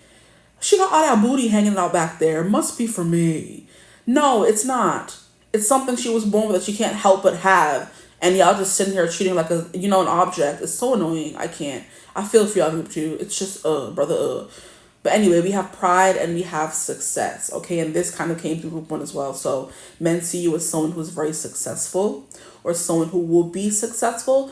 But with this crown, they definitely see you as queen. I want to bow down to her, grovel at her feet, kiss her toes kind of energies. You guys got some feet fetish people coming through here, because that's a third time feet done came through, okay? They want to bow down and kiss your feet, right? They want to, I'm hearing, lick your back, drink your bath water. This is some desperation. Oh my. Or worship, either way. I don't know. Lord. And here we have heart. This Ace of Cups coming through is so cute with this card coming through, because we have love and new love. So men do see themselves wanting to fall in love with you or wanting more with you. But I do believe there's like a skeptic or cynic side of you that's just so sick of being treated like an object. When a guy does come through and want you for love, you can't really tell. Now, that's an assignment for you guys. If you want an assignment to kind of work on that, not every guy wants to treat you like an object. There are some nice ones. So if you wanted to open up and be more soft, you could. right? Because you have that in you. But it's funny how the last card, it's the last it's the last card that came out for y'all. Meaning this energy takes a freaking 15 years to come out of you, right? Because the first card that comes out is the one that's the most prominent energy. You have a big heart, right? You're a lover girl. You have a big heart. You love all that kind of stuff. But then when it comes to actually falling in love, it's kind of like, I don't want it. You know what I mean? Because it can be overwhelming sometimes if you don't really know if people want you or for what your body gives or what you can give them, kind of thing, you know? But we have this love and new love here. You're like, there's love surrounding you right now. That could be something coming through for you. And it's like, just let yourself fall is what I'm hearing, right? Because you are this feminine energy. You are this Ace of Cups. You are very strong. You are strength. You are Heart Priestess. You guys got mad major arcana cards, honestly. We have 1, 2, 3, just 3, 4. No, that's 4 that came through because we have the sun. Like, what is the sun? Pure, bright energy and innocence is what's coming through for you guys. And that takes longer to come out and show up for you guys because you've put up this persona of strength and 4 of Cups for so long. I don't care. I don't care if I'm going to be hurt or whatever, that you have started to believe that. But I do believe there's like some kind of love coming in for you guys. It's just a side message, right? Because we're not just here for the topic. We're here to get whatever spirit wants to come through. It's time for you to start softening up again, right? Because you are this lover girl at heart. I feel it for you. I know that you are. I don't lie and say you're not, okay? And it's time for you to open back up to this energy. Don't let the world make you cold and turn you cold and, jaded and all that kind of stuff. Don't do it. Jilted, that kind of, don't do it. Okay, you deserve to find love, and you deserve to have this person that you're thinking about when you're watching this reading. They deserve to see this side of you. So, just open up a little bit. Just a little bit. Sorry. Just a little bit. Just a little bit of wine. Nothing wrong with it. Anyway, just a little bit. Yeah, I'm getting a lot of Patrice Roberts songs. So maybe some of you here are Caribbean and you like soca music, okay? Because Drink Water and Mind My Business is Patrice, and so is Just a Little Bit. But anyway, we have Paul the Venetian. Yeah, very classy, very well put together, very sophisticated kind of energy coming through for you guys. Very soft, feminine kind of energy. You look nice, guys. I don't know if you've heard that. You probably have, honestly. We're not going to be dumb here. It's probably come through a time or two, but you're very pretty, you're very beautiful, you're very gorgeous, right? And you have these big brown eyes. Wow. I've barely ever gotten this guy, but he's gorgeous. And he's giving freaking, the King of Wands. This is the same dude. Let me stop. But you're gorgeous. Do you see his eyes? How he's staring into my soul right now? Wow. Y'all can have like really, really, really pretty eyes. Like, they're so nice. He has this very clear skin, melanated skin, toffee kind of skin. Like with the tighter curl patterns coming through for your guys, with the looks. How do men view your looks, your hair, your cheekbones, your bone structure, your jaw is what I'm hearing, your lips as well. They're very plump and juicy. And that did come through for y'all, I believe. I said it already. But your cheekbones are coming through as well. But look at how this is giving stunning. This guy is a model right here. Okay? It's kind of like he's looking at me and I'm like, well, hello there. How do you do? And I don't blame men for acting or doing certain things, whether you're a man or a female. I don't blame men for acting like this, because this is a very gorgeous man right here. I'm not even going to lie. We can't lie. And the King of Wands is someone who's very attractive for a man, for a woman, for anybody. And then we have the Empress and the Sun card coming out, as well as the Strength energy, which is Leo energy 2 times over. It's like beautiful, gorgeous, okay? Spectacular. Give me 14 of them right now. Okay, so we have the Divine Director, intervention and purpose. Divine intervention is occurring. See, look at that. Divine intervention is occurring in your love life is what I'm getting, because we have this new love. We have the Ace of Cups. We have the Sun card. We have the Empress. So happiness, joy. I'm hearing brilliance, exuberance is coming through, vitality. There's something like you coming to life inside of you right now, whether it's love, new love, it doesn't matter. Love for yourself, love for others, love for life. That's kind of like it's showing. And when someone is loving their life and loving themselves, it's very visible and it's very apparent, and it draws people in like a freaking magnet, which is why you're coming through as someone who's so magnetic. This is sexy. You guys are sexy. Stop playing. I love that for y'all. Okay. But he says, know that you are being guided. Happiness is your purpose. When you are someone who's just so happy and fulfilled and enjoying your life, which I'm pretty sure you are right now, it attracts people like a moth to a freaking flame. You're burning hot and bright. Okay? And that's how men are viewing you. You're burning hot, you're burning bright, you're happy, you're content, okay? I'm hearing some of you are giving kind of like puppy dog, golden retriever, really adorable kind of energy, because we have the lamb coming through and strengthen and it's like someone you want to protect, okay? And then we have Paul the Venetian. So we have a lot of men energy, masculine energy coming through. That could be your main default. Stay away from me, leave me alone. I'm not a prize to be won. The Princess Jasmine effect, where she was mean to every guy she ever met, even if they were trying to help her because she was so used to being objectified, you know? But look at him. He's like looking dapper, right? That's coming through for you. The corsage, the turtleneck, kind of, you know, very well put together, okay? Very well dressed, okay? I'm hearing best dressed. We have experiencing grace. Share your gifts with grace. Waves of inspiration and love are coming to you. This is the third confirmation that love is coming your way. Ace of Cups was the first one. So maybe you're falling in love with life or yourself or with someone. And that's very potent in your energy right now. People can see it and it's making you more attractive, okay? So when people are happy and genuinely happy in their life, they're more attractive. And you're not going to lie and tell me it's not true. Like someone who's miserable and saying, leave me alone, versus someone who is just happy and a big ball of beautiful, bright energy, whether they're brooding or standoffish or not. You can tell when someone's happy and the good vibes are vibing. You want to be next to them. You want to know what's making them happy. You want to draw them closer. You want to, you know, crack them like a nut. You want to do all those things. And that's like, I'm hearing somebody wants to, cry. Wait, hold up. A song is coming through. Break off your back, break off your back, break off your back. Somebody wants to, I'm hearing break you in, child. That's crazy coming through right now. Like somebody wants to break you, crack you like a nut. Like, you know how when people say I'm going to get my back cracked or whatever, it means they're going to get, you know, defiled, right? In the best and naughtiest of ways. That's kind of the vibe that's coming through for you guys. That's how men view you, or that's an energy that's coming into your life right now. Somebody wants to, you know, break off your back, right? Okay, somebody wants to dance, wind up on you. It's giving, yeah, some of y'all here are Caribbean, because these songs are coming out of nowhere, bro. You know? But yeah, okay. And I'm hearing body yaddy yaddy yaddy yaddy yaddy yaddy yaddy yaddy yaddy yaddy yaddy yaddy yaddy yaddy body crazy curvy, something whip the body crazy curvy, something like that, whatever. So some of y'all can be built like Megan Thee Stallion, Sean. I love that for y'all as well. Share some of that, okay? Share it. Let me stop. I have enough. I just to tone and lose. I feel like I got enough, right? I could be Megan. I'll never have her knees, but maybe I can get the body, the waist, okay? I got the boobs, I got the booty coming through a little bit. I could get there one day, right? So I'm gonna leave y'all with y'all. I can have it. I can keep it. Okay. Thanks for you know the offer. Let me stop. Thanks for considering it. Appreciate you. But yeah, we have like a flower. So we have something here about blooming, blossoming, soft, petally. You know, I'm hearing supple. So maybe your skin can look very supple, like moisturized is what I'm getting, right? Dewy as well came through for group 1. So somebody is here from group 1. What up? Let me stop.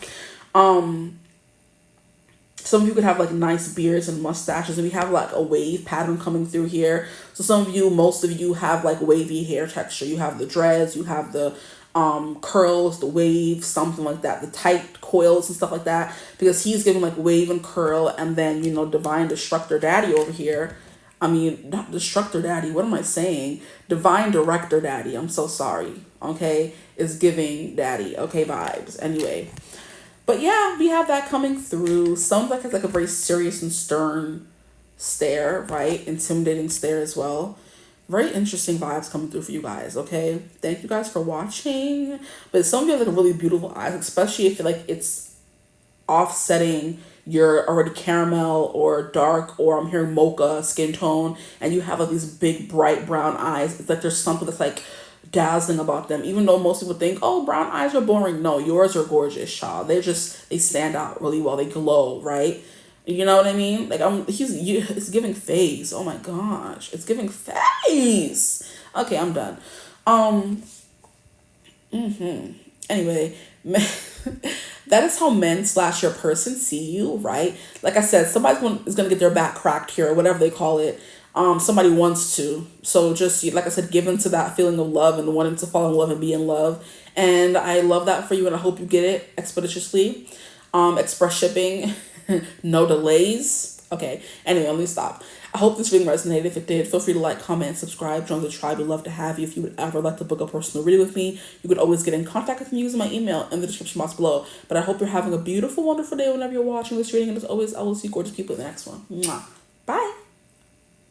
Hello, my gorgeous group 3s. Welcome to your reading. If you chose thumbnail image 3 or option 3, however you got here, welcome to your reading.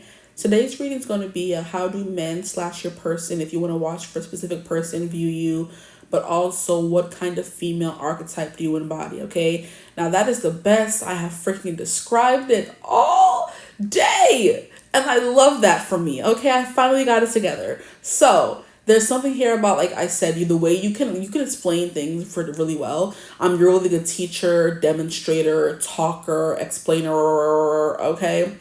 Because I've been trying to say that exact thing for group 1 and group 2, and it just came through all like tongue-tied, okay? So you're very eloquent. Like I said, you're very well spoken. You enunciate and explain yourself very well, okay? That is what is coming through right off the bat. So like I said, this is a how do men view you or your person if you want to watch for a specific person. But also we're going to get into your female archetype, right? Because there's like 4 of them, right? So you're either going to be the good girl, you're going to be the femme fatale, you're going to be the mystic siren, or you're going to be the alpha female. So we're going to see which one comes through for you guys. I think I already have a little bit of a clue. I forgot at this point what the last 2 will be. So I guess we'll see. But I already get a vibe that what you guys are giving, okay? So I'm hearing no nonsense kind of energy, right? You're really smart. You're really intelligent. We have Knight of Wands. You know how to have a good time. It's giving life for the party as well, okay? Just a little bit.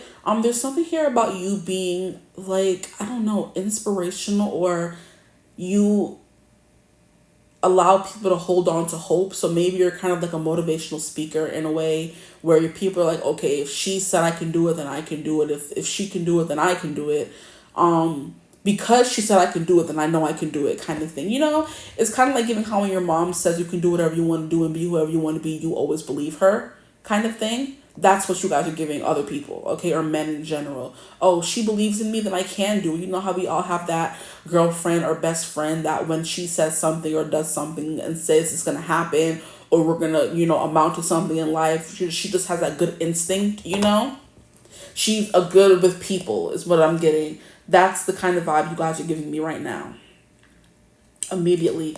Because the Star card is keeping the hope alive. Okay? It's having a bigger dream. It's having a bigger vision for yourself, right? And it's coming from her heart. Okay? So a dream is a wish your heart makes when you're fast asleep. You're the dreamer. You have things you want to accomplish and do. Maybe you like taking care of people. And that's going to be your lease in life. And that's why people feel like so safe around you, maybe. Because they do feel safe around you. They feel you're also really fun as well. Okay? Maybe you're good at drums, because she's beating the drum, or you're bouncing to dancing to the beat of your own drum. You're exciting. You're always bringing new things. You're the harbinger of growth, of newness, okay? I'm hearing of abundance or good times. Good time. Good time. Anytime you feel free.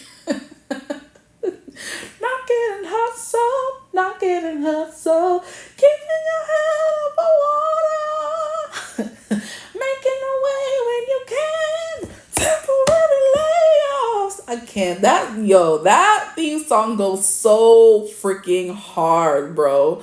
So maybe, like I said, you always look on the bright side of things, and you help other people or men do that in general as well. Maybe you help them find a job. Maybe you're the person they come to the unemployment center that's telling them, don't give up. You know what I mean? There was a while ago where I was doing a bunch of readings, and that one episode, of the Sweet Life of Zack and Cody kept coming through, where he's like, if you can believe it, you can achieve it. If you can conceive it and you can believe it, you can achieve it, kind of thing. That's he giving the motivational speaker who came to the hotel and inspired Cody to then inspire everyone else to go after their dreams. The go-getter archetype is what's coming through for you guys. But yeah, you have a dream and you're going to make it happen. Okay, with just pure optimism and drive, and spirit, okay? I'm hearing you're very spirited. Like your spirit is very strong. The force is strong in this one, right? The Star Wars movies can be important to you. The Star Trek movies can be important to you. Maybe you're a bit of like a nerd, or you're easily excitable, right? Is what I'm getting as well. Because she looks like she's having the time of her life. And then we have the horse behind her, like galloping and happy and dancing along with her. She's bouncing to the beat of her own drum. She's making her own music. She's having fun on her own, right? So you're the kind of person that don't really need that many people around you to keep the dream alive, to keep your, passion up going, to keep the fire blazing. You can do it yourself, okay? She don't need no man, is what I just heard. It's what's coming through for you guys, okay? So that's how men view you, okay? That you don't need no man, right? Independent, right? So let's see what else comes through for you guys. How do men view my group threes, please, Spirit? Like, I hate that I have to do one more reading. I'm ready to go home. But the things I do for you guys. How do men view you, please, Spirit? We have the Lovers, the way they just splurged out. They're very attracted to you. I'm hearing they're attracted to your mind. They want to see what you're going to do next. Like, you're the kind of person that makes them very excited for what's to come. You make them very excited to see you. Like, you always know how to have a good time, and you make sure the people around you have a good time as well. Like, you're just really like, I don't know, generator is what I'm getting, like a battery that never runs out. And when people come around, they feel invigorated and alive, and they leave you like, I could do anything, I could become anything. You know what I mean? They feel inspired to live their best life and become the best version of themselves, essentially. Okay, that's why I feel like you guys got the alpha female, but I'm not 100% sure, but I'm saying it now. I feel like you guys are that person, because the alpha female is going to make you think about, what am I doing with my life? I want to be more like them, right? She's getting everything done and being who she needs to be. I'm trying to be like her, right? You're the person holding down the house, have your own house, have her own car. She got her own house. She got her own car. 2 jobs, work hard. She a bad bra. I'm trying to figure out what song that is. She got her own car. One car, she a bad bra. I'm not 100% sure what song that is, but it's coming through. For you guys. Okay. The Lovers is all about being like very decisive and clear. I'm hearing something action. But the first word is kind of not coming through. What is it? Is it inspired action? Probably inspired action, right? So it's kind of like you think of something, you go and do it. It's like whatever you put your mind to, you definitely make happen, right? Yeah. Giving master manifestor vibes, okay? And we have the number 6, and 6 always gives me like balance, purity, sentimental. So maybe you're a very sentimental person, okay?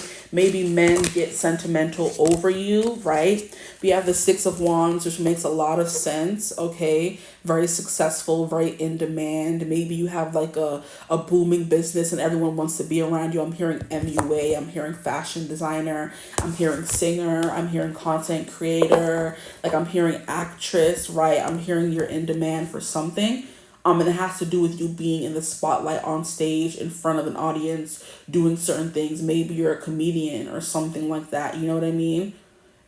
But there's like the stage and people watching you and all eyes on you. And I'm hearing All Eyes on Me. That is like is it a movie about Tupac? So maybe there's something here about you being a rapper, spoken word. We did talk about you're very well spoken, right? And we do know your turn of phrase is what I'm hearing. Your turn of phrase, the way you talk, the way you make things sound, you know what I mean? You like just inspire people, to be more, like, you're very multi-talented, I'm getting, you know? And it's funny because I was watching a reading by 𝐓𝐡𝐮𝐬, I love her.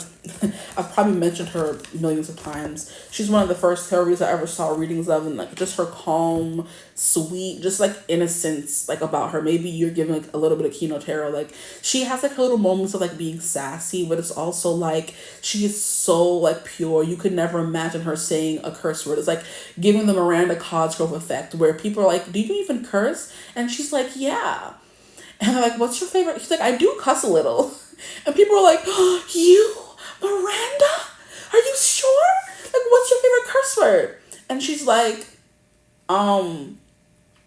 I forgot what she said. Now it's not coming through. See, the people can't imagine you cursing. Like, you're giving, like, maybe church girl, goody two-shoes kind of energy. And she's like, FUCK is her favorite curse word, that it kind of, like, went viral on social media because people were like, "Miranda Cosgrove, Carly? I know!" You know what I mean? She's like, "I do cuss a little." Like, what's your favorite curse word? Probably fuck. And they made it into like a song and everything, and it was like this whole big thing, you know what I mean? But when I think of 𝐓𝐡𝐮𝐬, she's like so sweet, she's so soft-spoken, very articulate, you know what I mean? Very just nice. Like, you cannot watch her channel and say you get any bad negative vibes from her. She's giving like, I'm just a girl cuteness, right? It's giving the defenseless heroine in a K-drama kind of energy, right? Where you just want to save her, but she don't want to be saved. Don't save her. Why is that song coming through? But you don't need saving, though, is the thing.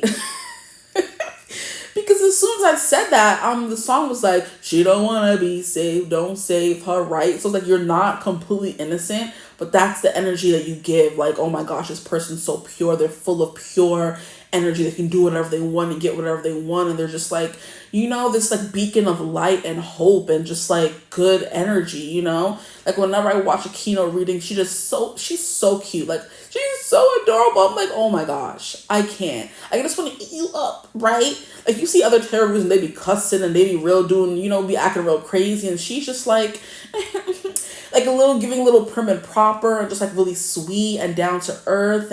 But back to what I was saying, I was watching a reading of hers and she was like, it was a collab with another tarot reader on YouTube. I forgot her name. I've never heard of her before, but it's like Morena. No, it's a Jakarta. Is it in the Philippines or Thailand? One of those. But I think it's Philippines, Jakarta. And she's another YouTuber from there, and they did a collab on something, and she's like bigging her friend up and like the cutest way. Like, you know, she's not only a tarot reader, she does art, and her art is like so transformative and transcendent and takes you to another world, you know what I mean? And then she's also a singer, not only that, and then she's really fun. I've met her before, and just like bigging up her friend. I'm just like, you're giving that friend, but you're also giving a little dash of 𝐓𝐡𝐮𝐬, right? They're also very similar because 𝐓𝐡𝐮𝐬 also does music and also does tarot and also is really sweet and has like a really good friend group and a really good head on her shoulders and just like, you know, just all around good, pure, clean girl vibes. You know what I mean? Never gets into any trouble, always on the up and up. Whenever you hear their name, it's always in good standing. There's no scandals. You know what I mean? That's the kind of energy you guys give off, or to give off to guys, right? So like I said, almost like too pristine and too clean and too good to be true energy, right? Like a little baby rabbit. Like, oh my gosh, I never want to hurt that rabbit. I never want to do anything to hurt that rabbit. You know, that kind of thing is coming through for y'all, okay? So that is how men or your person view you, okay? So let's keep going. We have the King of Wands, though. So you do have this little bit of bark to you. Like I said, she don't want to be saved. Don't save her, right? Okay, you have a little bite to you. There's like a little bit of intensity, a little bit of fire, a little bit of spunk underneath it. And like I said, you wouldn't think that 𝐓𝐡𝐮𝐬 like curses, but she does sometimes, right? There's a little spark, you know? Like Sparky. Like, it's like giving me a very overexcitable, innocent dog, you know what I mean? And then Sparky gets in trouble. And you're like, Sparky, why did you do that? And that's how you speak to Sparky, even though he did something bad, because he's usually always so good. This is the weirdest thing. I've never really channeled a reading like this, but it's so cute. I love it. That's how men view you guys, okay? This is why we do 4 groups, to get more of like a, you know, variety. Now, the next one we have is the Six of Wands. We went through that one already. We have a lot of wands coming through for you guys. Like I said, you're like very action oriented. You get whatever you want. And like, just because you come off as really sweet and innocent doesn't mean you're not going to become ruthless when the time calls for it. Okay. Your messages are also coming through very clear, and I'm not like jumbling over my words or scrambling to find the proper words. Like I said, you speak very well, and you articulate yourself really well. You explain yourself really well. You know what I mean? You always know what you want to say. Maybe you always have like a script. You know what I mean? You rehearse certain things before you say them, right? Anyway, very successful vibes as well. And I would say Kino is very successful. Her music does really well, and so does her channel, right? I love you, Kino. This is a love note to Kino. Love you, sis. Let me stop. I don't know that girl. Maybe one day I will. Maybe I'm manifesting a friendship with her. I would. I'd love to. She's so cute. We have, I just feel like I would like corrupt her in some kind of way. Like I'm just like, you know, the opposite of Kino. I mean, I can be innocent and you know, cutesy sometimes, but I just feel like I'm too like brash and outspoken for certain people. Because they're gonna be like, you're me. I'm like, I'm not. I don't think I am. Maybe I am. See, I'm like getting really baby voicey and cutesy. That's the kind of energy guys see you as. Like, oh no, you're not me. Like, why would you say that? You know, baby voice vibes, right? Yeah, okay. We have the Page of Cups, and this is kind of like innocent and like very imaginative. You have a big imagination. You want big things for yourself and for the world. You have like lofty imaginings of what the world could be. You want to take care of all the animals and the kids and you have like a really active imagination is what I'm hearing here for you guys. And I love how I just did that heart sign and it popped up in this card, which is very weird to me, but we're going to go with it.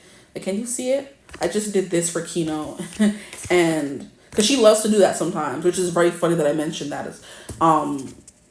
I didn't realize, but she does do that hand motion sometimes, and we have it coming through here. So that could be something that you do and men see that, right? Now the next cards we have is Three of Swords. Aww. Maybe you're like a little meek or quiet or a little more not reserved, but like you have like a little tinge of sadness to you. Just a little tinge, right? Where people don't want to see you sad, so you kind of like suck it all up and hide it behind like a facade of having everything together. But sometimes you don't. No one always does. You know, it's all right to be like, I don't have my everything together. That's totally fine. I don't have everything together.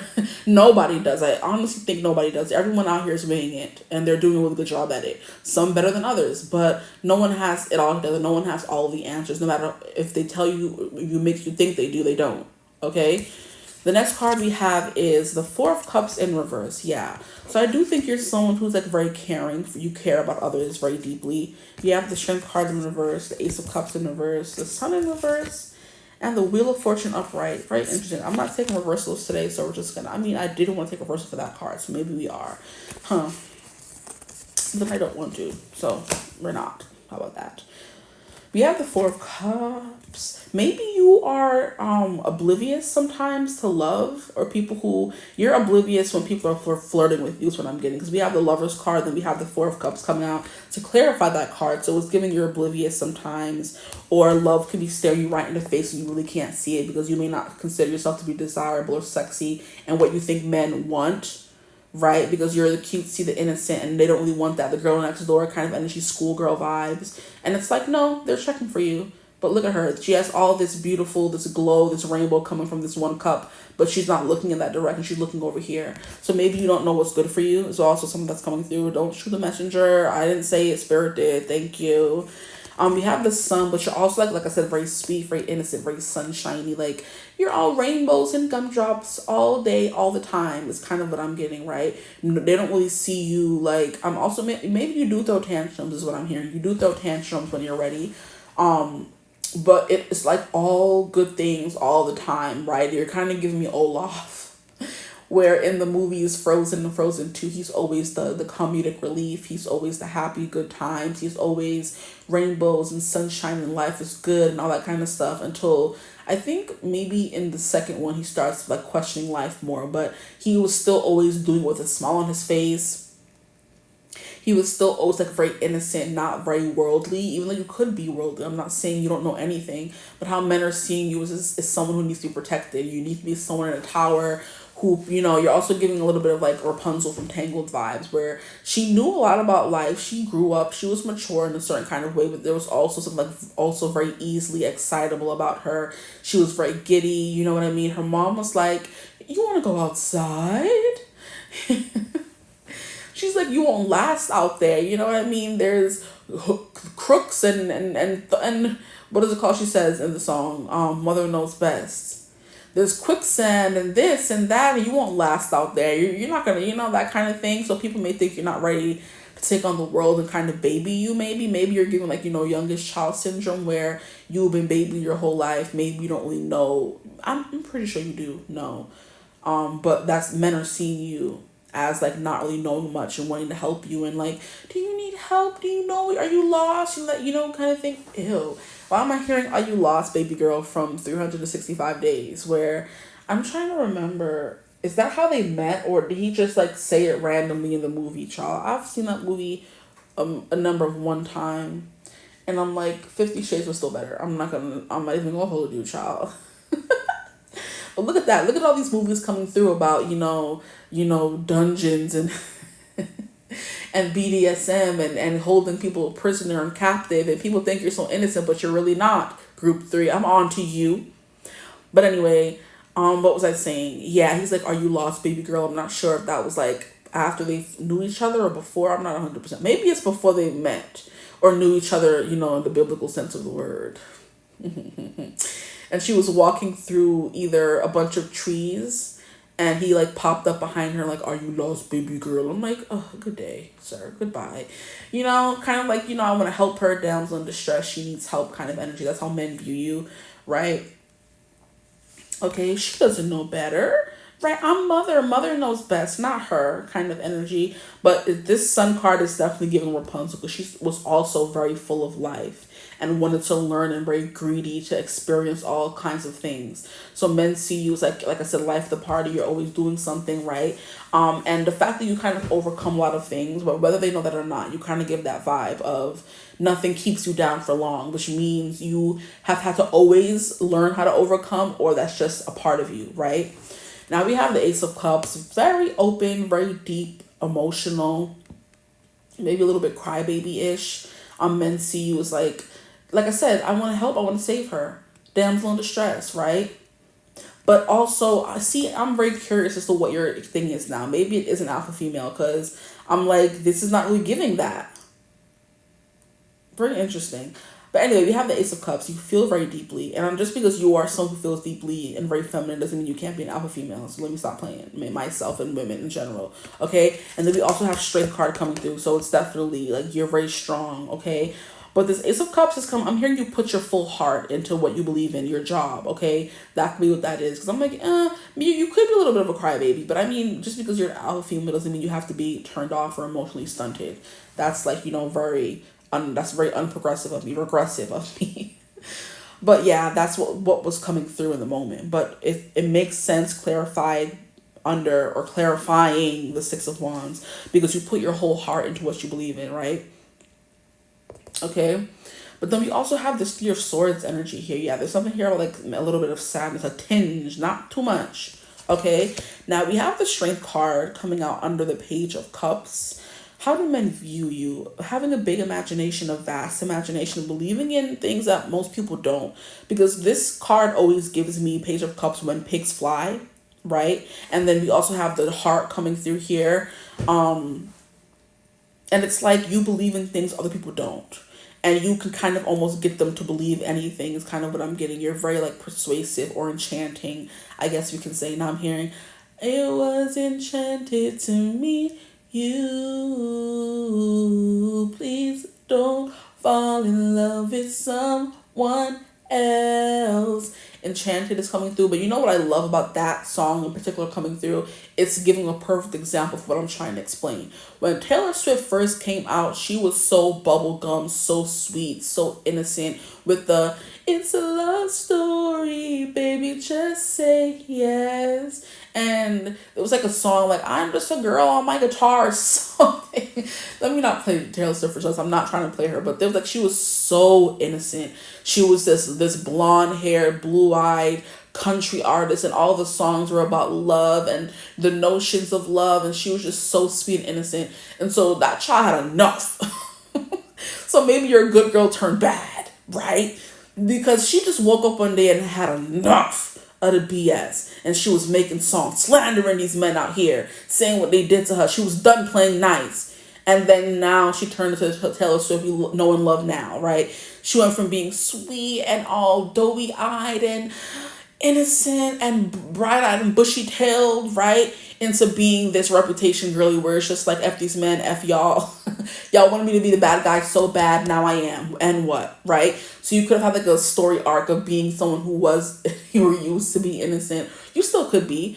Because no one truly loses their innocence unless like things have happened one too many times. But I do believe you still have the innocence inside of you. But Taylor Swift used to be like the epitome of just like sweet and I don't know, pure, right?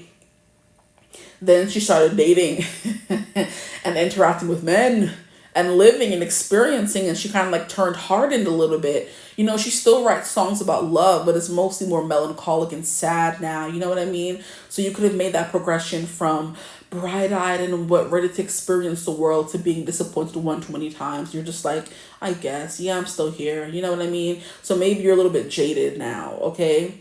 Maybe this is telling a story of how men maybe are viewing you now, or the progression of how they used to view you now, who knows. But then we have the Wheel of Fortune. Okay, there's something here about you being destined for something, or you acting as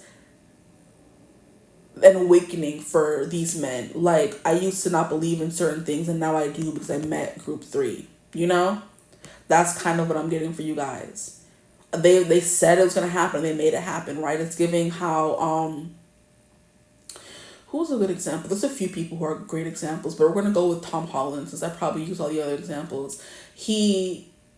Everything he's ever wanted and every goal he's ever set for himself, he has surpassed with flying colors. When he was younger, he said he wanted to be Spider-Man. And what happened? He became Spider-Man. He said his celebrity crush was Zendaya. And what happened? He ended up dating Zendaya. Like, the way he manifests things is crazy to me. There was a few other examples as well, but the main ones was he wanted to be Spider-Man. He said he wanted to be Spider-Man, and he became Spider-Man. He said, the other example was his favorite video game series of all time was like Uncharted, or whatever video game that movie was based off of, Drake something. And he ended up getting that part in the movie, right? His favorite video game, he ended up becoming the part for it. Like I said, his celebrity crush, Zendaya, they ended up dating. Like, everything he's ever wanted in his life, he's just somehow gotten, right? And there's only a few people in life that can say that. And I'm also thinking of kind of like Ariana Grande, where she said, I'm going to be Glinda one day. And look at her, Glinda in Wicked, right? She's like, what is that song she made about, I wrote it down, I made it happen. Is it Just Like Magic? Just Like Magic. Dun, dun, dun. Just Like Magic. Or is it another person who made that song? Interesting. It's Just Like Magic is the song. I'm just confusing with another song.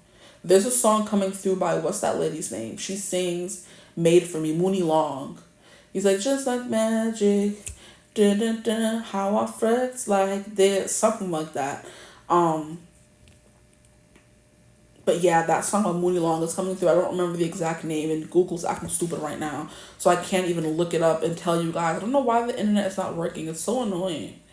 Like, stop being a Hefner. Is it working? Oh, now it's working. Let me look it up real quick.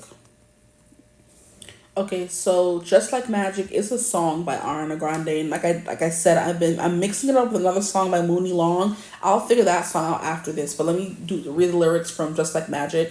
So she says, good karma, my aesthetic, keep my conscience clear, that's why I'm so magnetic. Manifest it, I finessed it, take my pen and write some love letters to heaven. Just like magic, middle finger to my thumb, and then I snap it. Just like magic, I'm attractive. I get everything I want because I attract it, right? So there's something here about her always getting what she wants just by bare willpower alone, you know, not giving up, being, and she was also that very cookie cutter, innocent girl when she first came out, and then she got corrupted, right? So maybe you're kind of giving corrupt, like I said, good girl gone bad, right? Because now she's like always in the news for stealing people's husbands and not being able to keep a man, and always like, you know, never happy or satisfied kind of energy. She's always in the news for certain things now. But let me look up the other song real quick. Okay, so I found the Mooney Long song, and it's like Black Like This is the name of the song. So she's like, this is magic, yet is being black like this. So fantastic, yet is being black like this. It's amazing, yet is being black like this. Wouldn't change it. I can't change being black like this. And then she's like, Kamehameha, going Super Saiyan, and I'm undefeated. Rah, call me One Punch Man. They say melanin is worth more than gold. Think how much they owe us for everything they stole. Rich like Mansa Musa, queen like Cleopatra, black like John the Baptist, black like Jesus of Nazareth.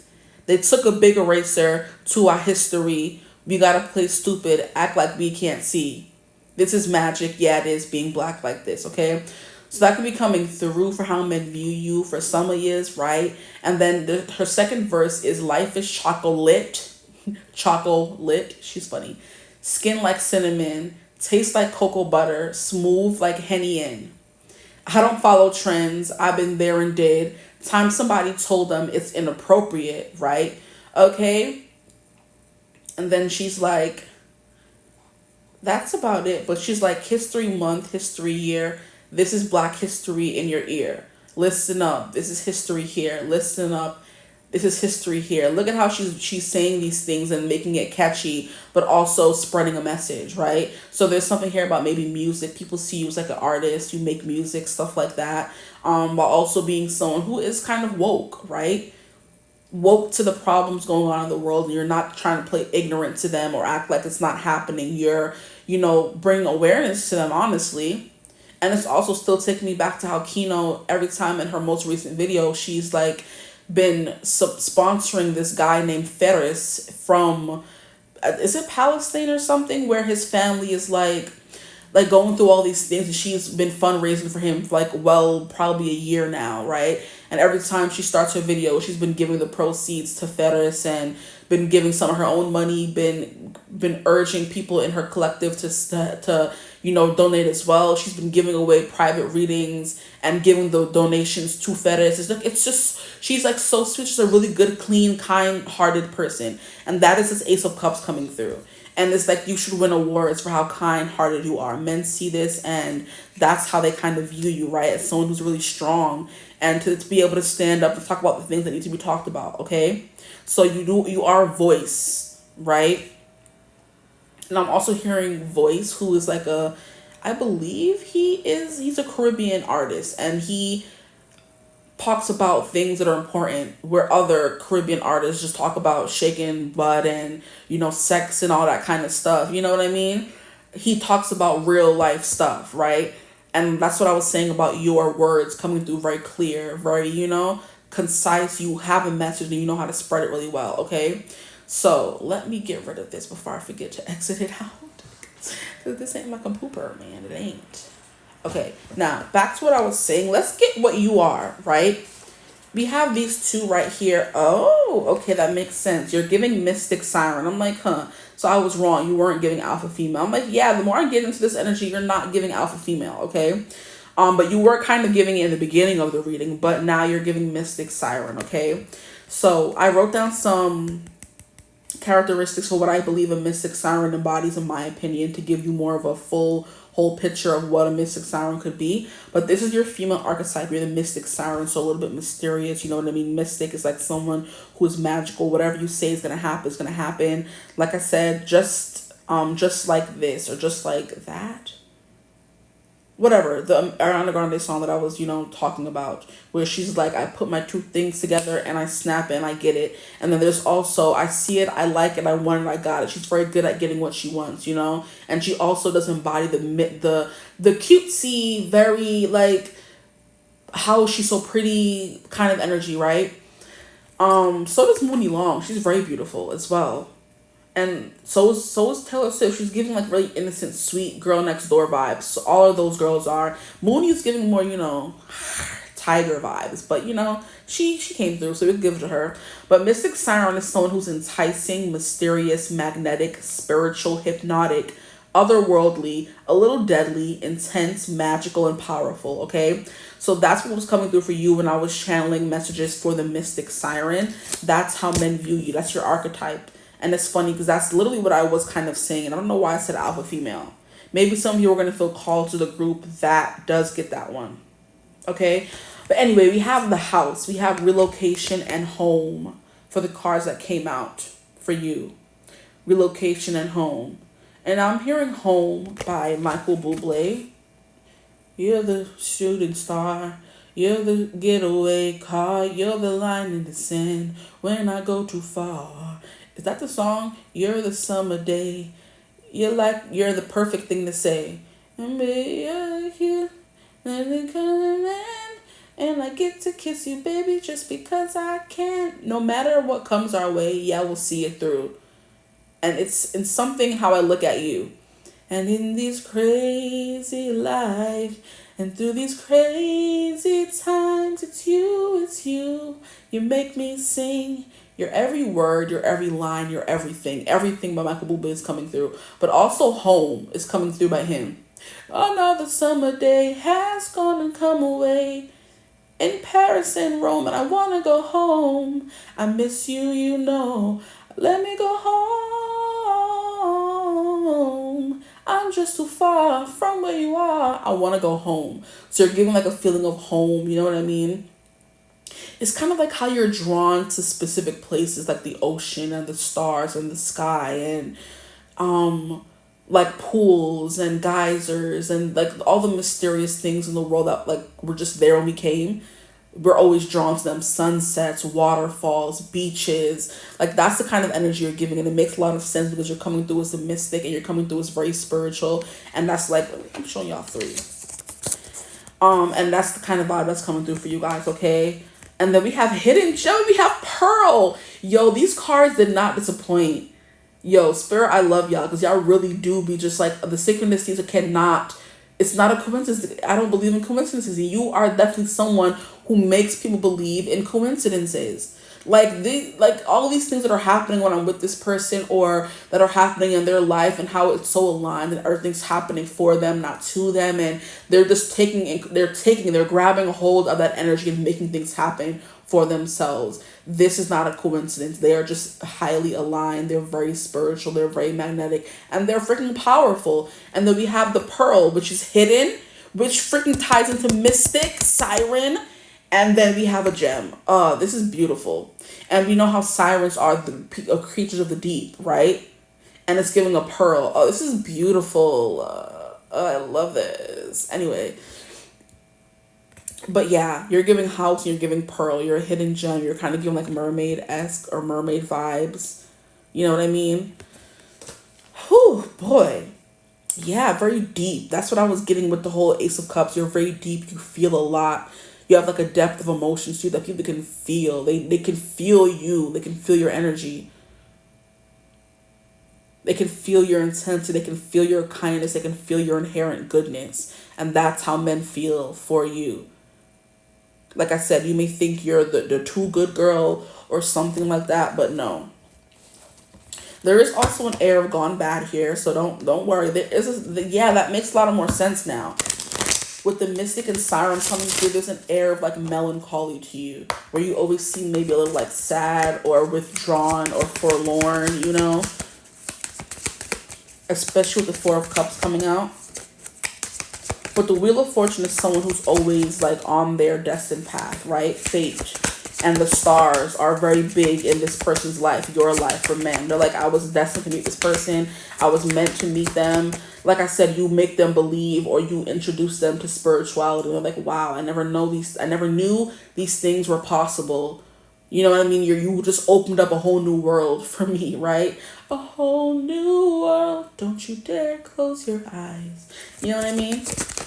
is what's coming through for you guys. We have watch your back. So there is a little bit of a bite to your bark. Like I said, that little chihuahua. You know what I mean? There is a little bite to your bark. You're definitely someone who should not be trifled with, because there's something here about spirit, being, I'm here standing two toes down, 10 toes down for you. Gosh, boy. They're like, this person is like so in their head there. You could be coming off as a little delulu sometimes with the Page of Cups coming through. Like I said, this is all part of her imagination. Is she okay? And then the more time they spend around you, we get to the end of the spread, which is the Wheel of Fortune. It's like, oh, yeah, they're just that powerful, right? All the things they have said have come to pass. They told me I shouldn't go here, and I still went, and look what happened, right? They're just so, like, yeah, spiritual. And we have Whoa Nelly. Sometimes they don't even believe the power that you have. It's the vibe that I'm getting. Like, these are supposed to be short readings, and I don't know why I can never do a short reading. It just upsets me. We have separation. So maybe they do feel like I'm hearing a world apart from you. Like, you're in a whole different stratosphere, a whole different world, a whole different universe compared to them. And it's kind of like you transport them to this other world when they're with you. You're kind of giving a little bit of group one. So some of you could have felt called to group one, and you're coming from group one, or you're coming from group one, right? And now I'm hearing another world. That's why I was thinking group one, because that song came through in group one. It's not you, it's not me, there's a reason. I'm just trying to read the signals I'm receiving. It's like the world's on fire, can you feel it? Cause something, da da na na na na. Words could be just words until you bring them to life. I'll lift you up, I'll never stop. I'll take you to another world. I love that song, Another World by One Direction, okay? Rest in peace, Leo. Okay, oh God.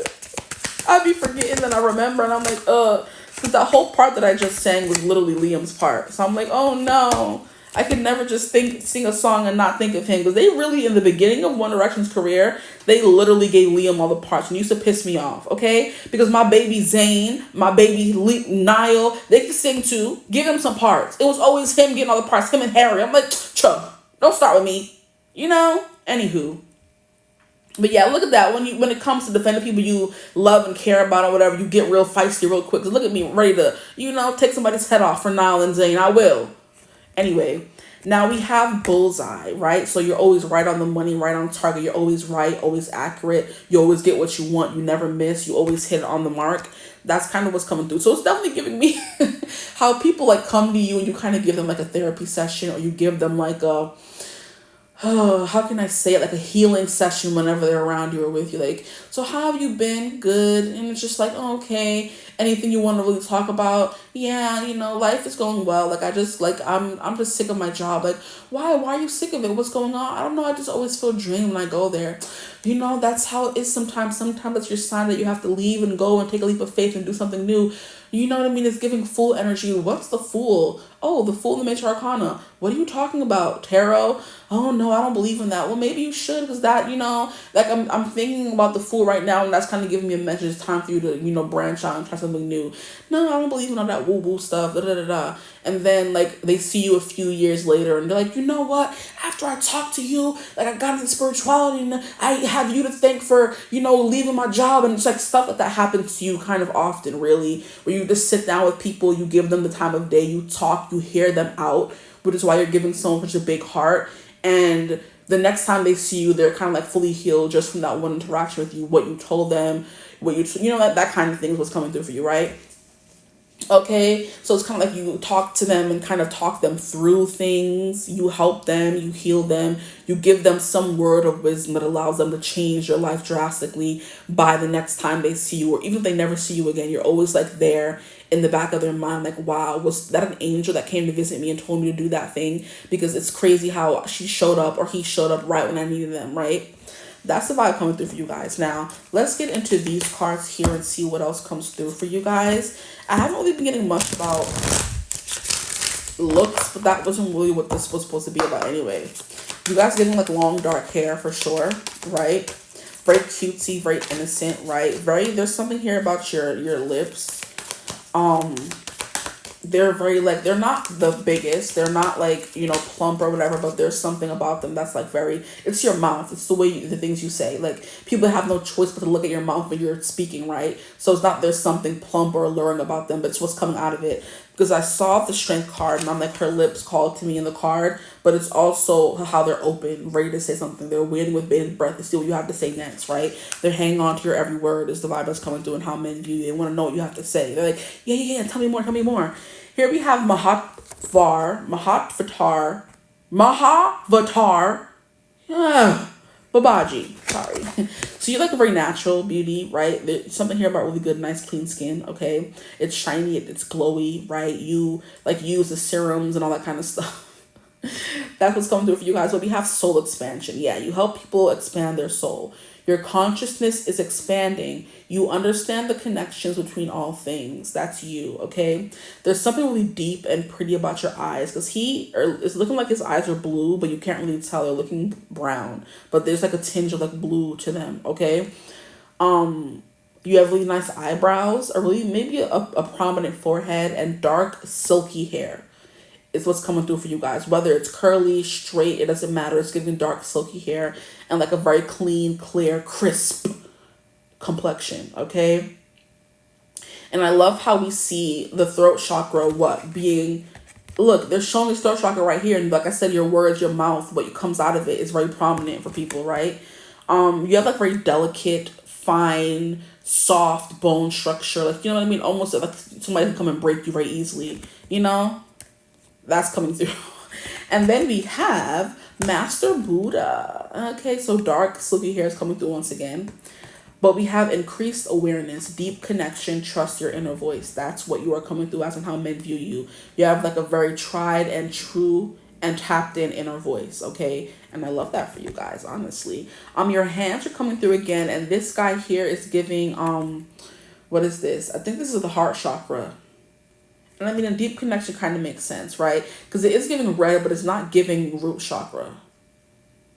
Honestly. It's giving grounded chakra. So it's giving root chakra, okay? And that's something you make men feel grounded, rooted, found is what I'm hearing. Stable once again. They're like, oh, I was feeling like untethered for the longest time, and one conversation with you has me feeling so grounded and healed, and like I know what I want to do, and like clear on what I'm supposed to do next, right? That's what's coming through for you guys. Okay, you do have nice eyebrows. It's coming through twice now. They're very defined, and you have like really big, I'm hearing like soulful eyes. It's like kind of giving from another world is what I'm hearing, which is why the One Direction song probably came through. Some of you could have really big ears as well. That's just coming through. You have like a nice shoulder and a nice neck. You have a neck. Because it's funny, I was talking about in another reading how I realized I don't really have much of a neck. And it's something I've come to terms with. It's not like a bad thing, but it's like, really, you know, you don't really have much neck. And even when I was younger and not as probably like big as I was now, because some people like lose their neck as they get bigger. Even when I was younger and I was smaller, I'd never really had like much of a neck. And then I see people who have like really long necks, and I'm like, wait, since when and how? You know what I mean? But some people just have long necks, right? And that's something, maybe some of you could have like a chunky neck, because we're seeing a little bit of a chunk added to his neck there, but there's still a neck there. Congratulations. Okay. But I'm gonna leave your reading here. Okay. Yeah, there's something about your hair that's coming through a lot for you guys. Your hair is very prominent, your eyebrows are very prominent, and then you have like very soulful eyes, and that's been coming through for every group. So there will be some people repeating, right? Watching. So hair keeps coming through for sure for you guys. And like your mouth or what comes out of it. I don't freaking know. Because that's like a weird message. Your mouth or what comes out of it. Okay. Maybe your backside is coming through as well. Like your back, literally like from the top of your back all the way down to the booty is coming through as well. Hey, hey, pretty girl, I believe it. Words will be just... See, that's it, though. Yeah, I hope this reading resonated. If it did, feel free to like, comment, and subscribe. Join the tribe. We'd love to have you. If you would ever like to book a personal reading with me, you could always get in contact with me using my email in the description box below. But I hope you're having a beautiful, wonderful day whenever you're watching this reading. And as always, I will see you gorgeous people in the next one. Mwah. Bye. Hello, my gorgeous group of fours. Welcome to your reading. If you chose thumbnail image 4, option 4, welcome. Today's reading is going to be how do men / your person, if you want to watch for a specific person, view you. But it's also going to be a little what female archetype do you embody kind of reading. Now, I'm not sure how I'm going to title this reading, but if I title it one thing or the other, at least do a little bit of a surprise, right? So how do men view you in general, or how does your person, if you want to watch for like a crush, a man, crush Mondays, I just heard that's funny. So maybe some of you are watching for man crushes, okay? You're watching for a lover, whatever, how men view you, okay? And then we're also going to get into your female archetype. And that's like an idea that I've had in the books for the longest time, but I've never like prepared for it. But I did a little bit before my break today on work, and I'm able to do it while I'm still here. So we're going to get into it, right? So you guys, well, there's only one more archetype left. So I already know what your archetype is, but we're still going to get some cards. That is like separate from the reading, okay? That is separate from the reading. We're going to get into how does your person / men view you just in general, and then get into the archetype that you embody, okay? Whether it lines up with the cards or not. But I feel like for most of group 1, 2, and 3, it is lined up with the reading very well, okay? So we have group 4 for you guys, okay? Like I said, I used all the other archetypes, so I kind of know which one is for you guys, but we're still going to get into how they view you first and foremost. Okay, wow. We have the devil. Interesting. Intimidating, right? I'm hearing full force, full steam ahead. You're full on. We have the high priestess. Wow. You're definitely, ooh. You're someone who airs out people's dirty laundry, right? The high priestess and those two flew out, and they're both major arcana, so your energy definitely packs a punch is definitely what I'm getting, in like a very Kali Ma, get yourself together kind of way, like not destructive, but just like realistic. Get yourself together, like get yourself together, woman. Like I'm gonna slap you into shape, kind of like tough love. I just saw 222, which is like my confirmation. You help people get into alignment, okay? Whether it's like men specifically or just people in general, you help people get into alignment by telling them the gospel truth, the honest to God truth, you know. Of course, because you're tapped in with the high priestess, so men see you as like spiritual. You know more than you should, kind of energy. Like, how did you know that? How did you read me like that? And you're kind of like, I kind of got the vibe. You know what I mean? You have like a really good instinct, right? It's kind of like animalistic instinct, business instinct, love, relationships instinct, or just people in general, right? It's like you just always know what to say, what to do. You know who likes you, why they like you. You know a lot about them. You know, you're kind of giving like super sleuth vibes, where you're the girl or the guy, sorry, the person who, if your friend is having trouble with her boyfriend or her ex or whatever, her baby daddy, whatever, you're the person going online and figuring out all the things about him. You figure out that he lied, where he's at, his location. You're going to pull up. Like, very scary, right? You're giving scary spice. Where, like, because she's like a black woman and very full on and very just herself, people are like scared of her. Because when you're so yourself, you don't really care what people think. That's kind of how people feel, like, oh, you think you're better than us, huh? You think you're hot stuff, right? Or there's just a stereotype or a stigma placed on black women for being aggressive and too much, and you know loud and angry, and the angry black woman archetype kind of energy. This is the vibe that's coming through for you guys, and I hate that for y'all, but hey, you're rocking it because you don't really care. You don't really, I'm here. You don't give two shits's, okay? We have the Page of Cups. So this and the High Priestess and them coming out back to back, because we have the High Priestess right here, and then we have the Page of Cups. It's definitely giving very intuitive, okay? You read people very, very, very well. You read them to filth, if anything, right? You see through all the BS. People can't lie to you. People can't get one over on you. People can't get close to you or tear you down no matter how hard they try, right? And the devil's kind of giving you have like a lot of people who may not like you for no reason, you know? The devil's like a very aggressive kind of energy. So maybe guys are seeing you as aggressive in general, or there's something here about them wanting to tear you down a notch, you know, bring you down a peg, right? It's given when you meet somebody who's educated and confident, you want to find anything to bring them down. It's kind of giving me how let me take a breath. the dating coach that I be watching on Instagram and all that kind of stuff, Anwar White, he's like, men who see you as too good for them will try to humble you. That's the perfect word I was looking for. Thank you, Spirit. They will try to humble you because you're too good for them and they feel out of your league and intimidated. So they're going to do any little thing to kind of like bring you down a notch or put you in your place or whatever. So you have to kind of really be careful when you're a very powerful, strong Black woman in particular, because he is a dating coach specifically for brown and Black women, because those are the women who have the hardest time dating.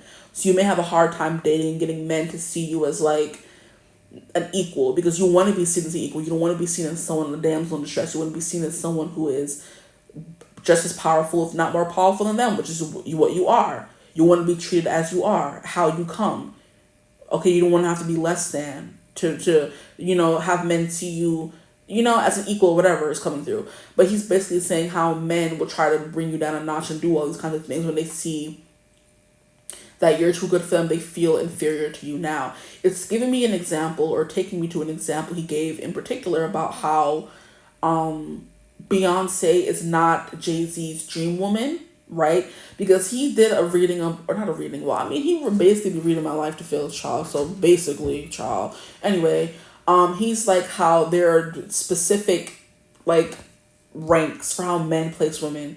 Like the good time girl, the desperate woman, the one you call when you know she has no self-respect kind of energy, that girl. And then there's the girl who is like the relationship type of girl, the ideal girl, whatever, the dream girl. And then there's the out of your league girl, right? And there was one more that I'm forgetting. It's the desperate girl, the one who you don't give any time to, you give breadcrumbs and scraps to. Then there's another one. Then there was the dream girl, where it's the perfect girl for you. Just the mid girl, the one the settling down, the one you will settle for, is the one that came after. Like, all right, you know how Goldilocks was like, this middle one is all right, it's okay. So there's the desperate girl you would never go for. You just play with her time because she'll give you whatever you want. Then there's the girl who's like, yeah, whatever, I'll settle for you. And then there's the dream girl energy of the perfect girl. If you could come up with the perfect person for you, it would be the dream girl. Then we have the out of your league girl. Okay, and that's where he said Beyonce falls in the whole spectrum of Jay-Z's dream girl to out of your league girl, and that's why he does things sometimes to like kind of knock her down a peg, because she came from, like, how can you call it? She came from humble beginnings, yeah, but she also came from a household where her worth was instilled in her from birth, literally. Like, she had talent. She was singing down the house from when she was young. Her parents were taking her on shows, making her money. She came from like a very well-to-do, not broke family, but her mom owned the salon, you know what I mean? She was probably always told she was beautiful and pretty, so she didn't really have any self-esteem issues. She came up in a 2-parent household, so she was very sure of herself. She didn't have daddy issues or mommy issues until maybe her dad cheated on her mom or whatever and had a baby outside of the marriage, very ghetto. Then that was when she was older, right? When she was younger, she grew up in like a very 2-parent household. They were like, middle income family. She was talented, was probably always told how beautiful she was, grew up being very sure of herself. And then Jay-Z kind of grew up with, like, the hood and the ghetto. Probably didn't really have a mom or a dad there, had to get everything he got out the mud kind of energy. So he would never really resonate with how she grew up with the 2-parent household, probably had all the things she needed in life, and then became this big pop star at the age of like 16, 17, 18. I don't remember. I forget when Destiny's Child became big, or when they got big on like Star Search or whatever. Then we have Aaliyah, who Anwar's like was probably more so his dream girl coded, but she passed away and never really got a chance to see where that could go. So he kind of settled for Beyonce, but you can't settle for Beyonce. She's freaking Beyonce, right? So he's like, they made like a contract to, get each other where they are right now, which is probably why they have like, he be cheating on her and she's still with him, And that's kind of where I'm getting for you guys. But you're the out of your league girl, right? You're out of a lot of men's league, and they try to do anything they can to maybe one-up you or bring you down or humble you and that kind of thing. And men see you as someone who is intimidating to them, right? Okay, that's coming through. Now we have the Page of Cups. Someone who's like very they can't pull one over on you is the vibe that I'm getting for you guys, and it kind of upsets them sometimes. But let's see if anything positive comes through. But you're also very much a temptation, because we have the devil card. They're very sexually attracted to you, but it's kind of like when it comes to everything else, you being maybe too good for them or better than them in some kind of way, they're mad. Like, for example, how they get competitive with men who are better than them at sports, and you know how men kind of like, you know, play it off, but they're also kind of passive aggressive with other men. But then when it comes to women, they're aggressive, right? Because you know, other men can probably hold their own and beat they behind right back, but women are kind of more dainty and whatever, and it makes them feel like a big man on campus to kind of make women feel smaller, right? But it's not working with you, okay? Because you know your worth. Like, you know what you won't and won't settle for, and men want to lead you astray is what I'm hearing with the devil card. They want to say, hey, I'm going to give you all these things and kind of like promise you empty promises just for you to fall for them, for you to like, you know, for them to kind of like tear you down, or for them to corrupt you from the inside out is kind of what I'm getting, right? So be very careful out here. You have to be careful, my group fours, right? But I think you already know these things because you're the High Priestess and the Page of Cups. So you're very sensitive, okay? Here we have the Four of Cups. This has come through in 3 readings so far. So we could have someone watching like maybe 3 readings. Okay, we have the High Priestess came through in like 1 other reading. Okay. So you're very discerning, and your third eye chakra is very, very open, very active is what I'm hearing. So you see right through their BS. Now we have the Tower. Yeah, you're definitely giving Kali Ma energy. Men see you as like a force to be reckoned with. They're scared of you in lots of ways. They're scared of your intensity, your power, your drive, your ambition, your ability to kind of make anything happen. With the devil card here, the devil is giving Capricorn, so it's CEO, it's boss, right? It's entrepreneur. The way you like, you may have so many businesses, so many jobs, so much going for you, so many accomplishments, and it's kind of like they know you don't need them, which makes them feel like intimidated, you know, or inferior, like I keep saying. But the Tower is definitely someone who you can't mess with. With the devil card and the Tower card coming out for y'all, these are very intense, borderline negative energies depending on what kind of reading is coming out in, right? Men can kind of be obsessed with you as well. There's like an obsessive air with the Tower and the devil card. They're kind of like obsessed with, you know, maybe tearing you down or proving themselves better than you is what I'm hearing as well. We have the Ace of Pentacles coming out under the devil card. They could be beggars as well. They want to get you under their control. They want you to be controlled by them.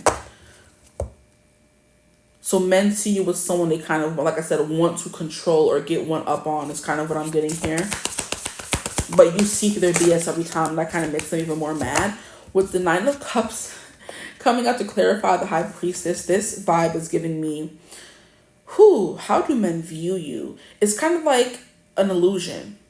It wasn't love, it wasn't love, it was a perfect illusion, mistaken for love, it wasn't love. Sorry, I'm getting crazy. That song always makes me go crazy. Lady Gaga, Perfect Illusion. It's kind of like you thought you were in love with this person, but you were maybe in love with a mirage. That could be a thing coming through for you as well. Maybe you could be a mirage to them. They don't think they really know you. Interesting. Or maybe they're trying to feed you the perfect love to kind of fool you into, you know, a feeling, a sense of complacency and security to kind of, you know, usurp you. Like, this is very ghetto. Okay. So men see you as competition. Point blank period, right? But Nine of Cups and Ace of Pentacles is someone who has something going for them. You're making your dreams come true. You're very successful. You're very happy. And some men just hate to see happy women, especially happy Black women, right? They're seeing you being taken care of, and they kind of like, ugh. Well, some of them anyway. Some of them want to like give you the world is what I'm hearing as well. Let's not focus on the negative. Bye. Get out of your negative energy. Bye. I rebuke thee in the name of Jesus. Okay? The power of Christ compels you to get up out of this reading. We don't want you here. Sure. You're very imaginative, very playful is coming through as well, but there's something here about you being like very carefree, right? You know how to have a good time. There's something here about you being like, what's an adjective for someone who's like on vacation? Relaxed, laid back, maybe chill. Because this Nine of Cups is giving I'm jumping for joy and like not really having anything to worry about. You know, the sun is shining bright behind her and she's kind of like living her dreams. You're living the dream. Living the dream. That Hannah Montana song is coming through. Living the Dream. I don't think it's called Living the Dream. It could be, but it's a Hannah Montana song that has the lyrics Living the Dream.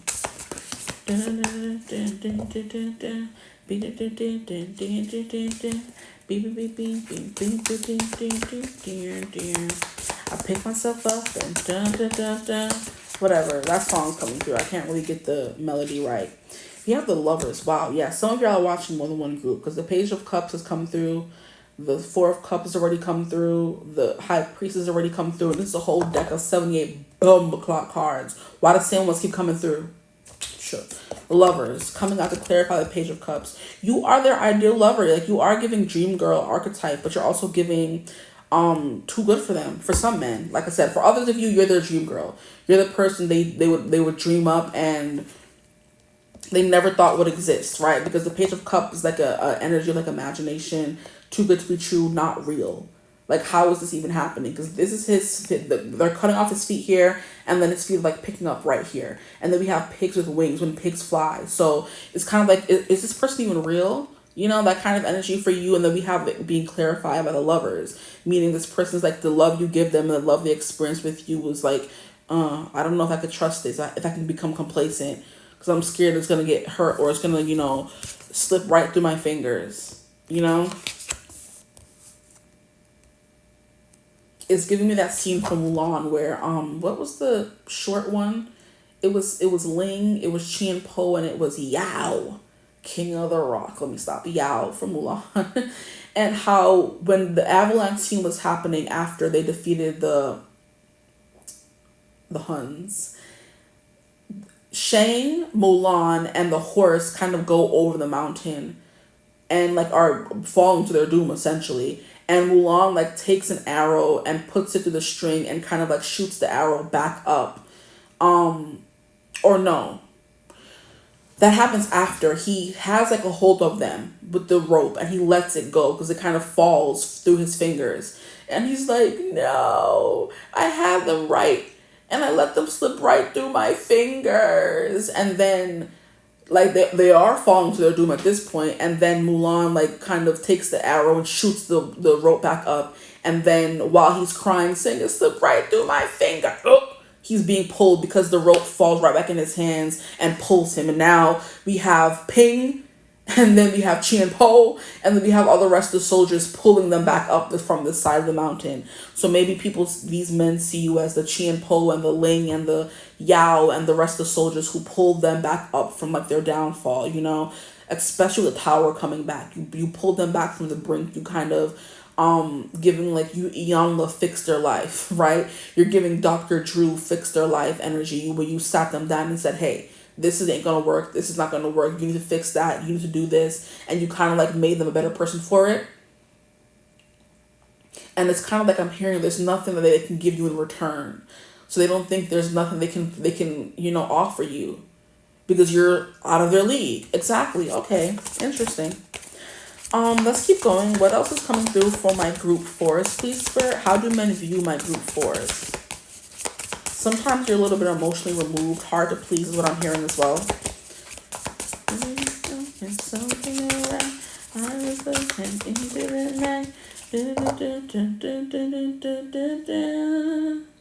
You're a true friend. You're here till the end. You pull me aside when something ain't right. Yeah, True Friend by Hannah Montana's coming through. But that's not also the song that I was getting. Let me see if I can find another computer. Okay, so with a little super sleuthing, I found the song, and it's Just Like You by Hannah Montana. And she's like, so what you see is only half the story. There's another side of me. I'm a girl you know, but I'm someone else too, if you only knew. It's a crazy life, but I'm all right. I've got everything I've always wanted. I'm living the dream. So yeah, everything I've always wanted. Is it always what it seems? I'm a lucky girl whose dreams came true, but underneath it all, I'm just like you. And she's like, don't want to be treated differently. I want to keep it all inside. Half the time I've got my name in lights. The other half I'm by your side. It's a crazy life, but I'm just fine. I've got everything I've always wanted, living the dream, okay?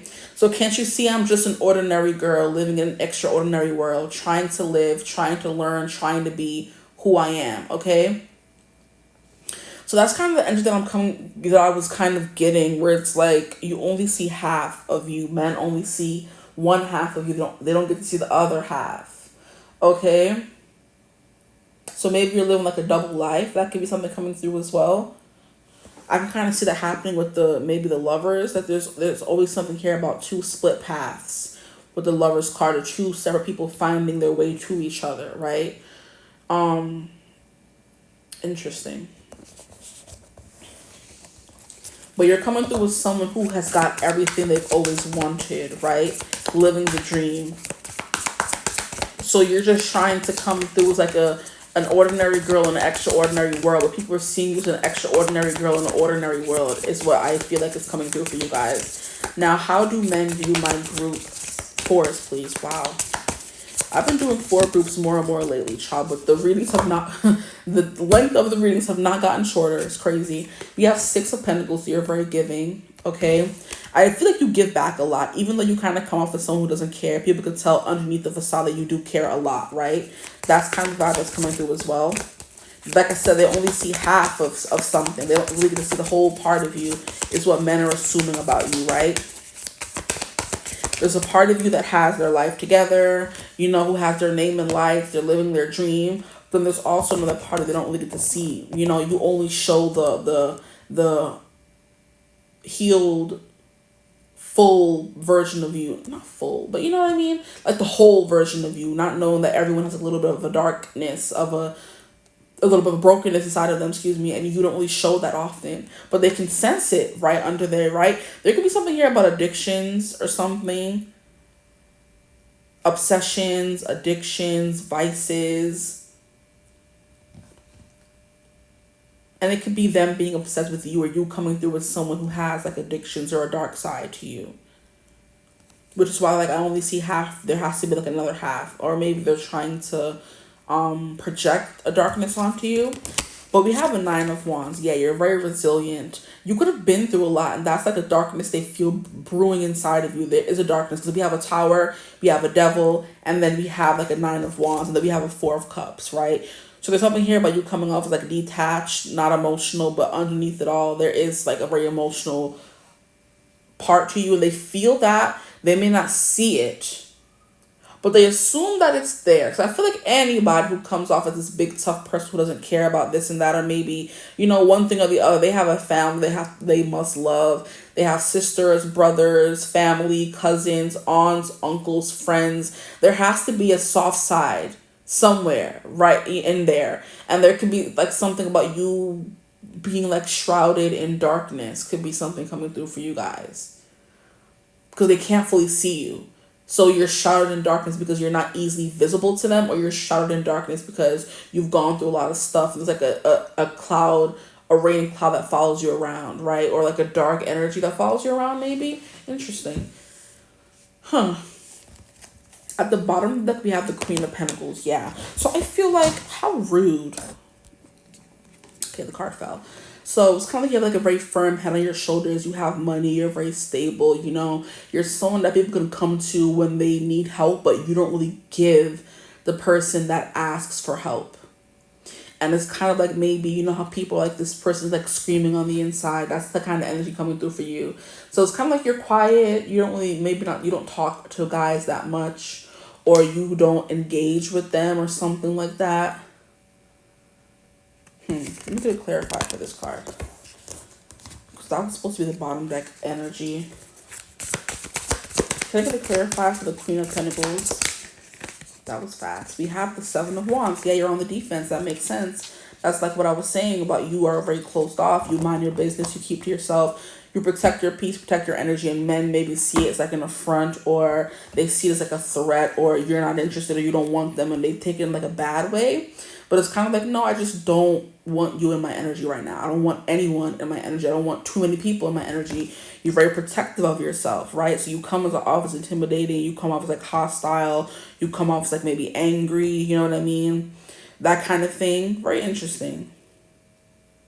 or they get angry because you come off that way of not being interested or wanting to hear what they have to say, or being a part of anything.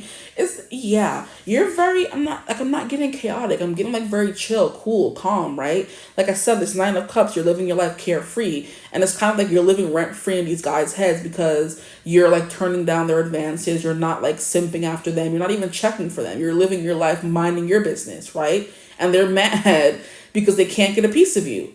That's the kind of energy that I'm getting here. And it makes them like volatile and upset. You know what I mean? Because they can't seem to get a rise out of you. They can't get a reaction out of you. Nothing they do is like, phasing you. You know what I mean? That's the kind of energy coming through. We're going to get what you guys got for your card here. You guys got the alpha female. Are we surprised? No, the alpha female doesn't need anybody, which is why you don't let them in, which makes a lot of freaking sense. The cards are just... it's crazy. I'm like, it always baffles me, honestly. But for the alpha female, I wrote down some keywords, right? So we're going to read through them and see what comes through. Okay.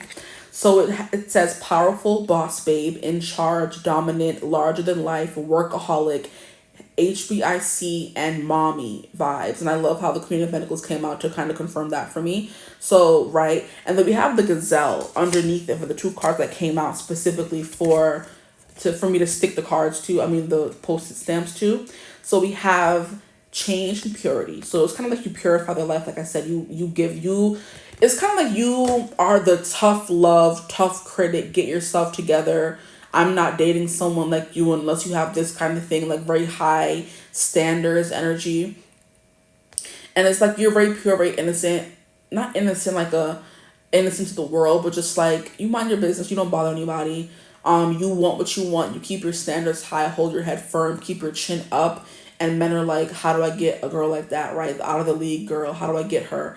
And it's like, you really can't, right? I'm a gazelle. I'm free. I want to be running and roaming in the forest. You can't tie me down or hold me back. So you're kind of like, maybe a commitment phobic or something like that. But the next card we have is the moon. Cycles change. Yeah, you're very moody, maybe very changeable, very mercurial.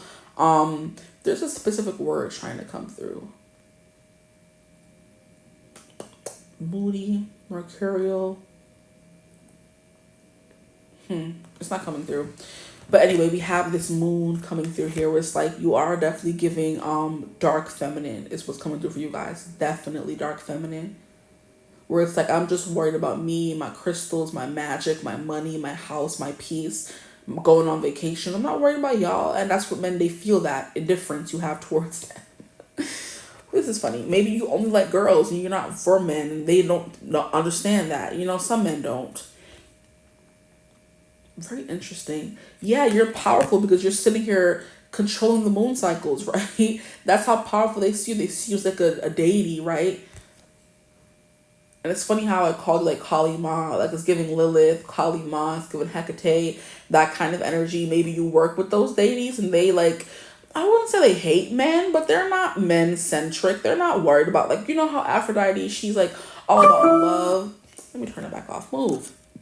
I'll turn on the volume. That was my confirmation, honestly. I will take as confirmation.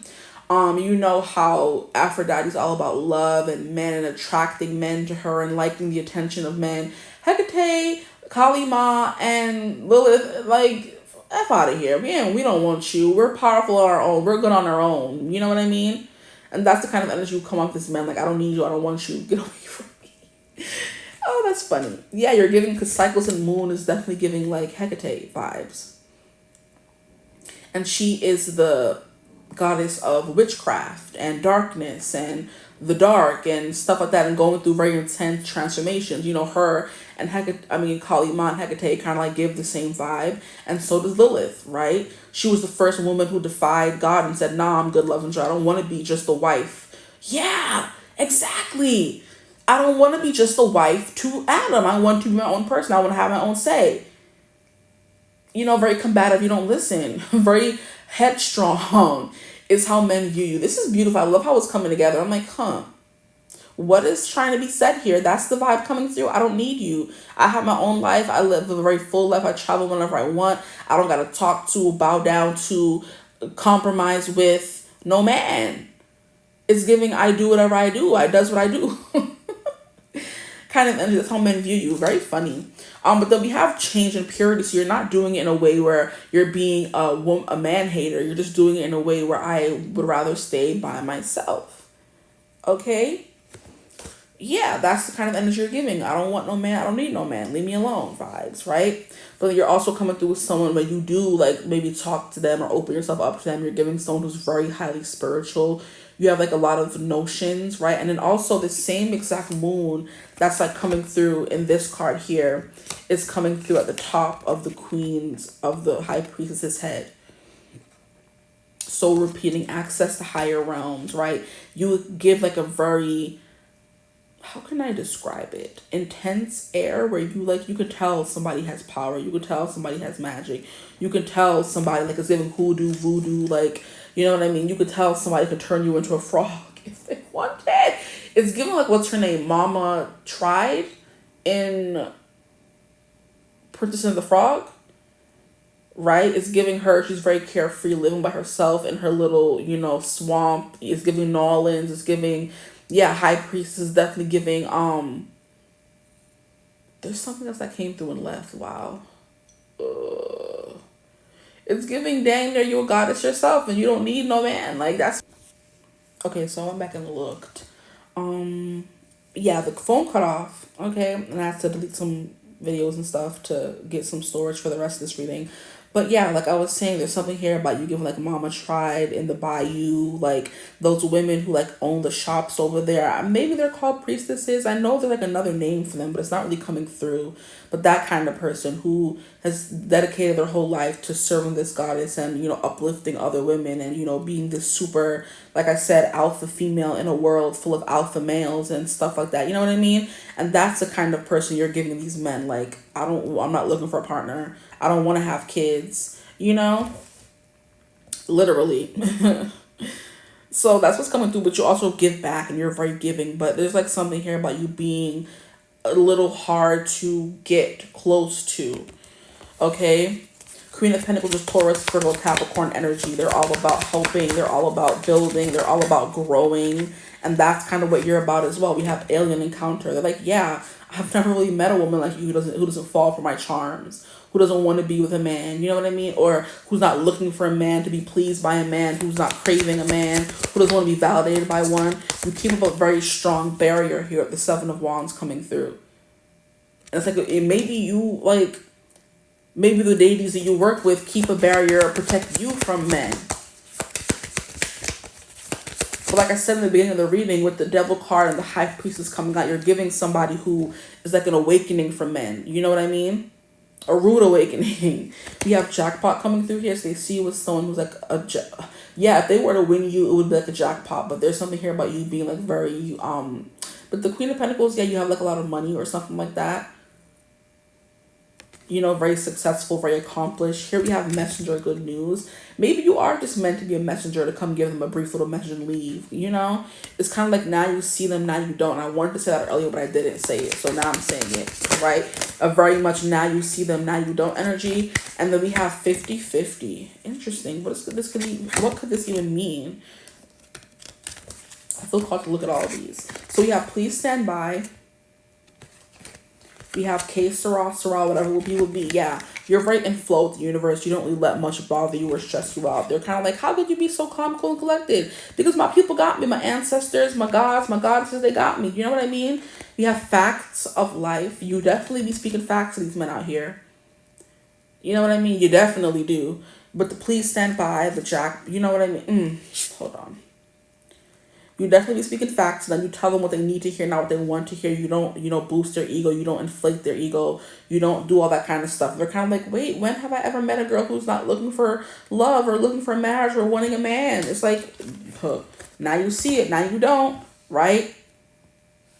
It's like a magic trick, almost kind of like Unreal, honestly, with this alien encounter coming through.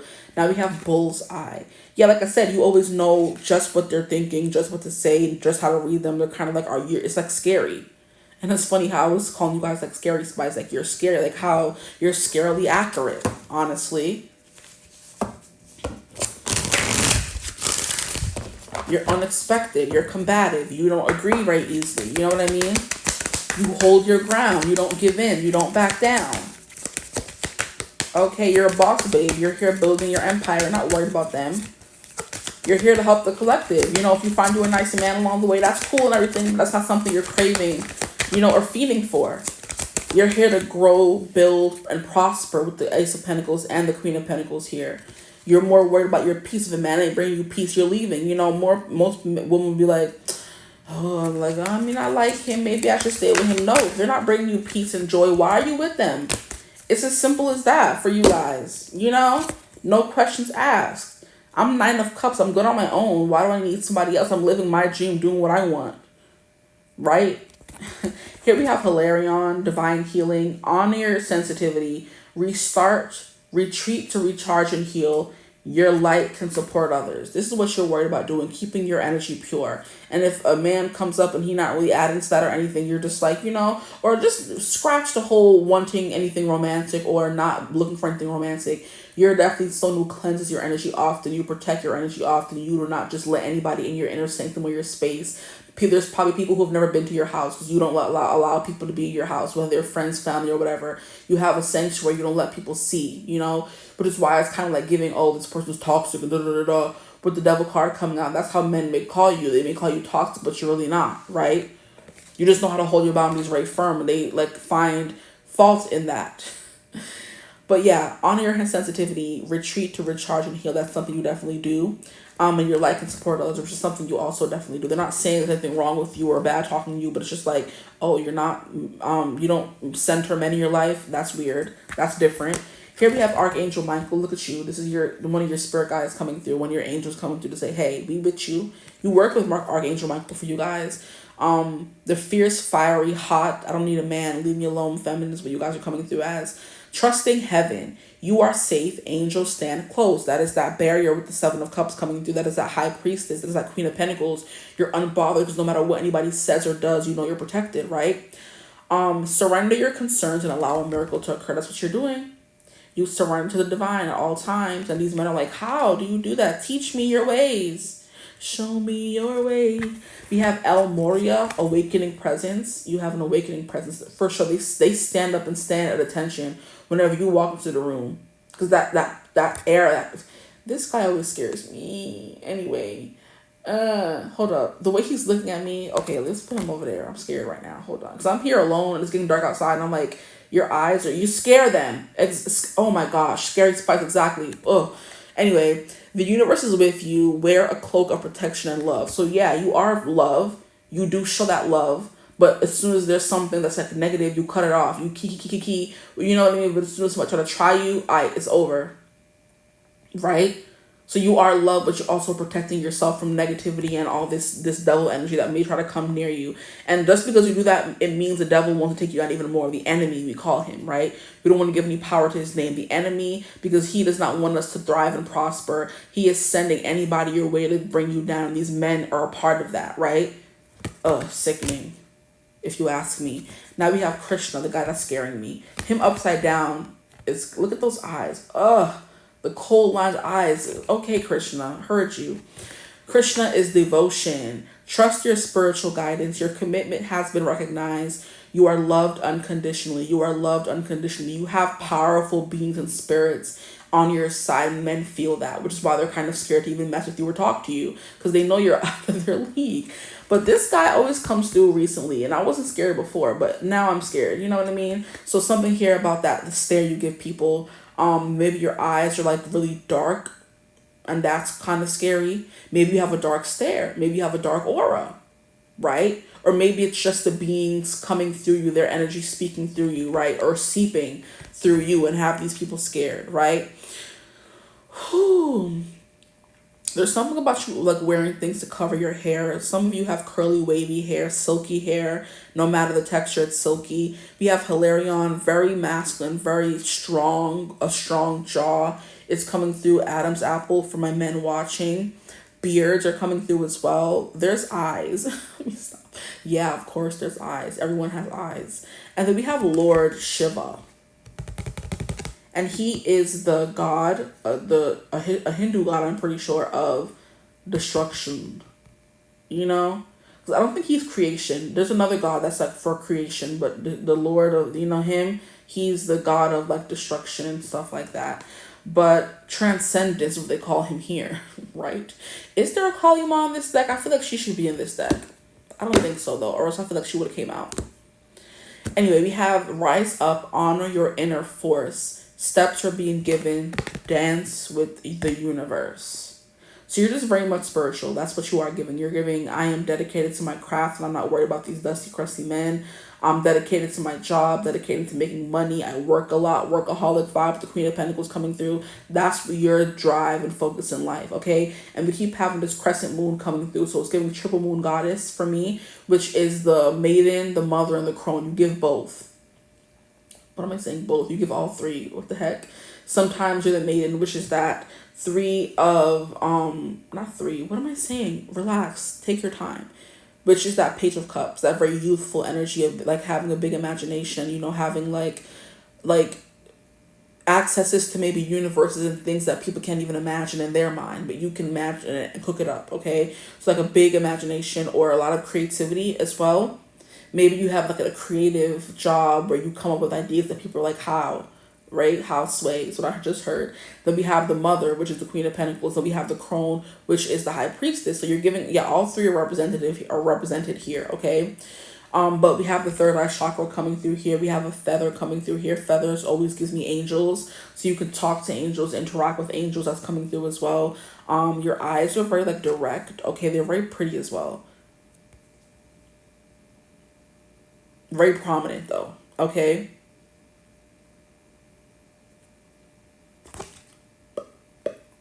Some of you have like nice muscles, right? But you're also kind of giving obedient, right? So I don't know how people could tell this about y'all, honestly, but I'm like, it's giving definitely that. Very in tuned, very connected,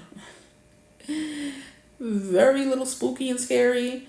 An acquired taste with the Tower card coming. You have destructive tendencies, right? But the Tower comes to build you up better, bigger and better than ever and before. So men realize that after the fact, right? But you can be like a little full on when they first meet you. But it's because you're meant to purify their life and bring in change. And if they're not ready for that, you will be seen as a threat and not any kind of help, okay? Which will make sense, honestly. But cycles and change. Wow, we have change. I just realized that. Wow. We have change coming through twice. Cycles and change, and then change and purity. Just realized that, right? And then the gazelle is kind of like giving Queen of Pentacles as well. So no nonsense, the teacher, the guider, the mother archetype, right? The one who's teaching you the harsh lessons. I can never say, when I say harsh, I always say lessons. Who are teaching you the harsh lessons in life, who's holding you accountable, not letting you get away with anything. That's the kind of vibe coming through for you guys, okay? You have really nice skin as well. For some of you here, most of you have darker skin. Others of you could have lighter skin. But curly wavy hair is coming through. Blue crystals keep coming through, so your voice, okay, is very prominent, very attractive, okay? What you say, what you sing, maybe the songs you create, right? Was it you guys ever getting, that was getting Mooney Long, black like this? Or was it group 2? It was group 2. You guys could be coming, it was group 3, I mean. You guys could be coming from group 3. But we have this crystal with Hilarion, divine healing. We have the heart chakra coming through. But the heart chakra and the throat chakra are very prominent in your reading right now. And then we have the snake and Lord Shiva. So it's giving transformation as well. You see how people are scared of snakes immediately, and they are really like, they like to keep to themselves. They don't really attack unless they feel threatened, and that's kind of like your thing as well. But men still feel threatened. I don't know. You should be threatened by me. Threatened by Michael Jackson coming through. But yeah, there's something scarily accurate about you. You always hit the nail on the head every single time when you're reading somebody to filth, when you're doing your research, right? And I was going to bring up how I was trying to find the Hannah Montana song and me doing a little super sleuthing. I came up with it and found it, right? So you're really good at that as well, okay? But like very perceptive as well, for real. But I'm going to leave you reading right here. I don't want to go too long. It's already mad late. I hope this reading resonated. If it did, feel free to like, comment, and subscribe. Join the tribe. We'd love to have you. If you would ever like to book a personal reading with me, you could always get in contact with me using my email in the description box below. But I do hope you're having a beautiful, wonderful day whenever you're watching this reading. And as always, I will see you gorgeous people in the next one. Mwah. Bye.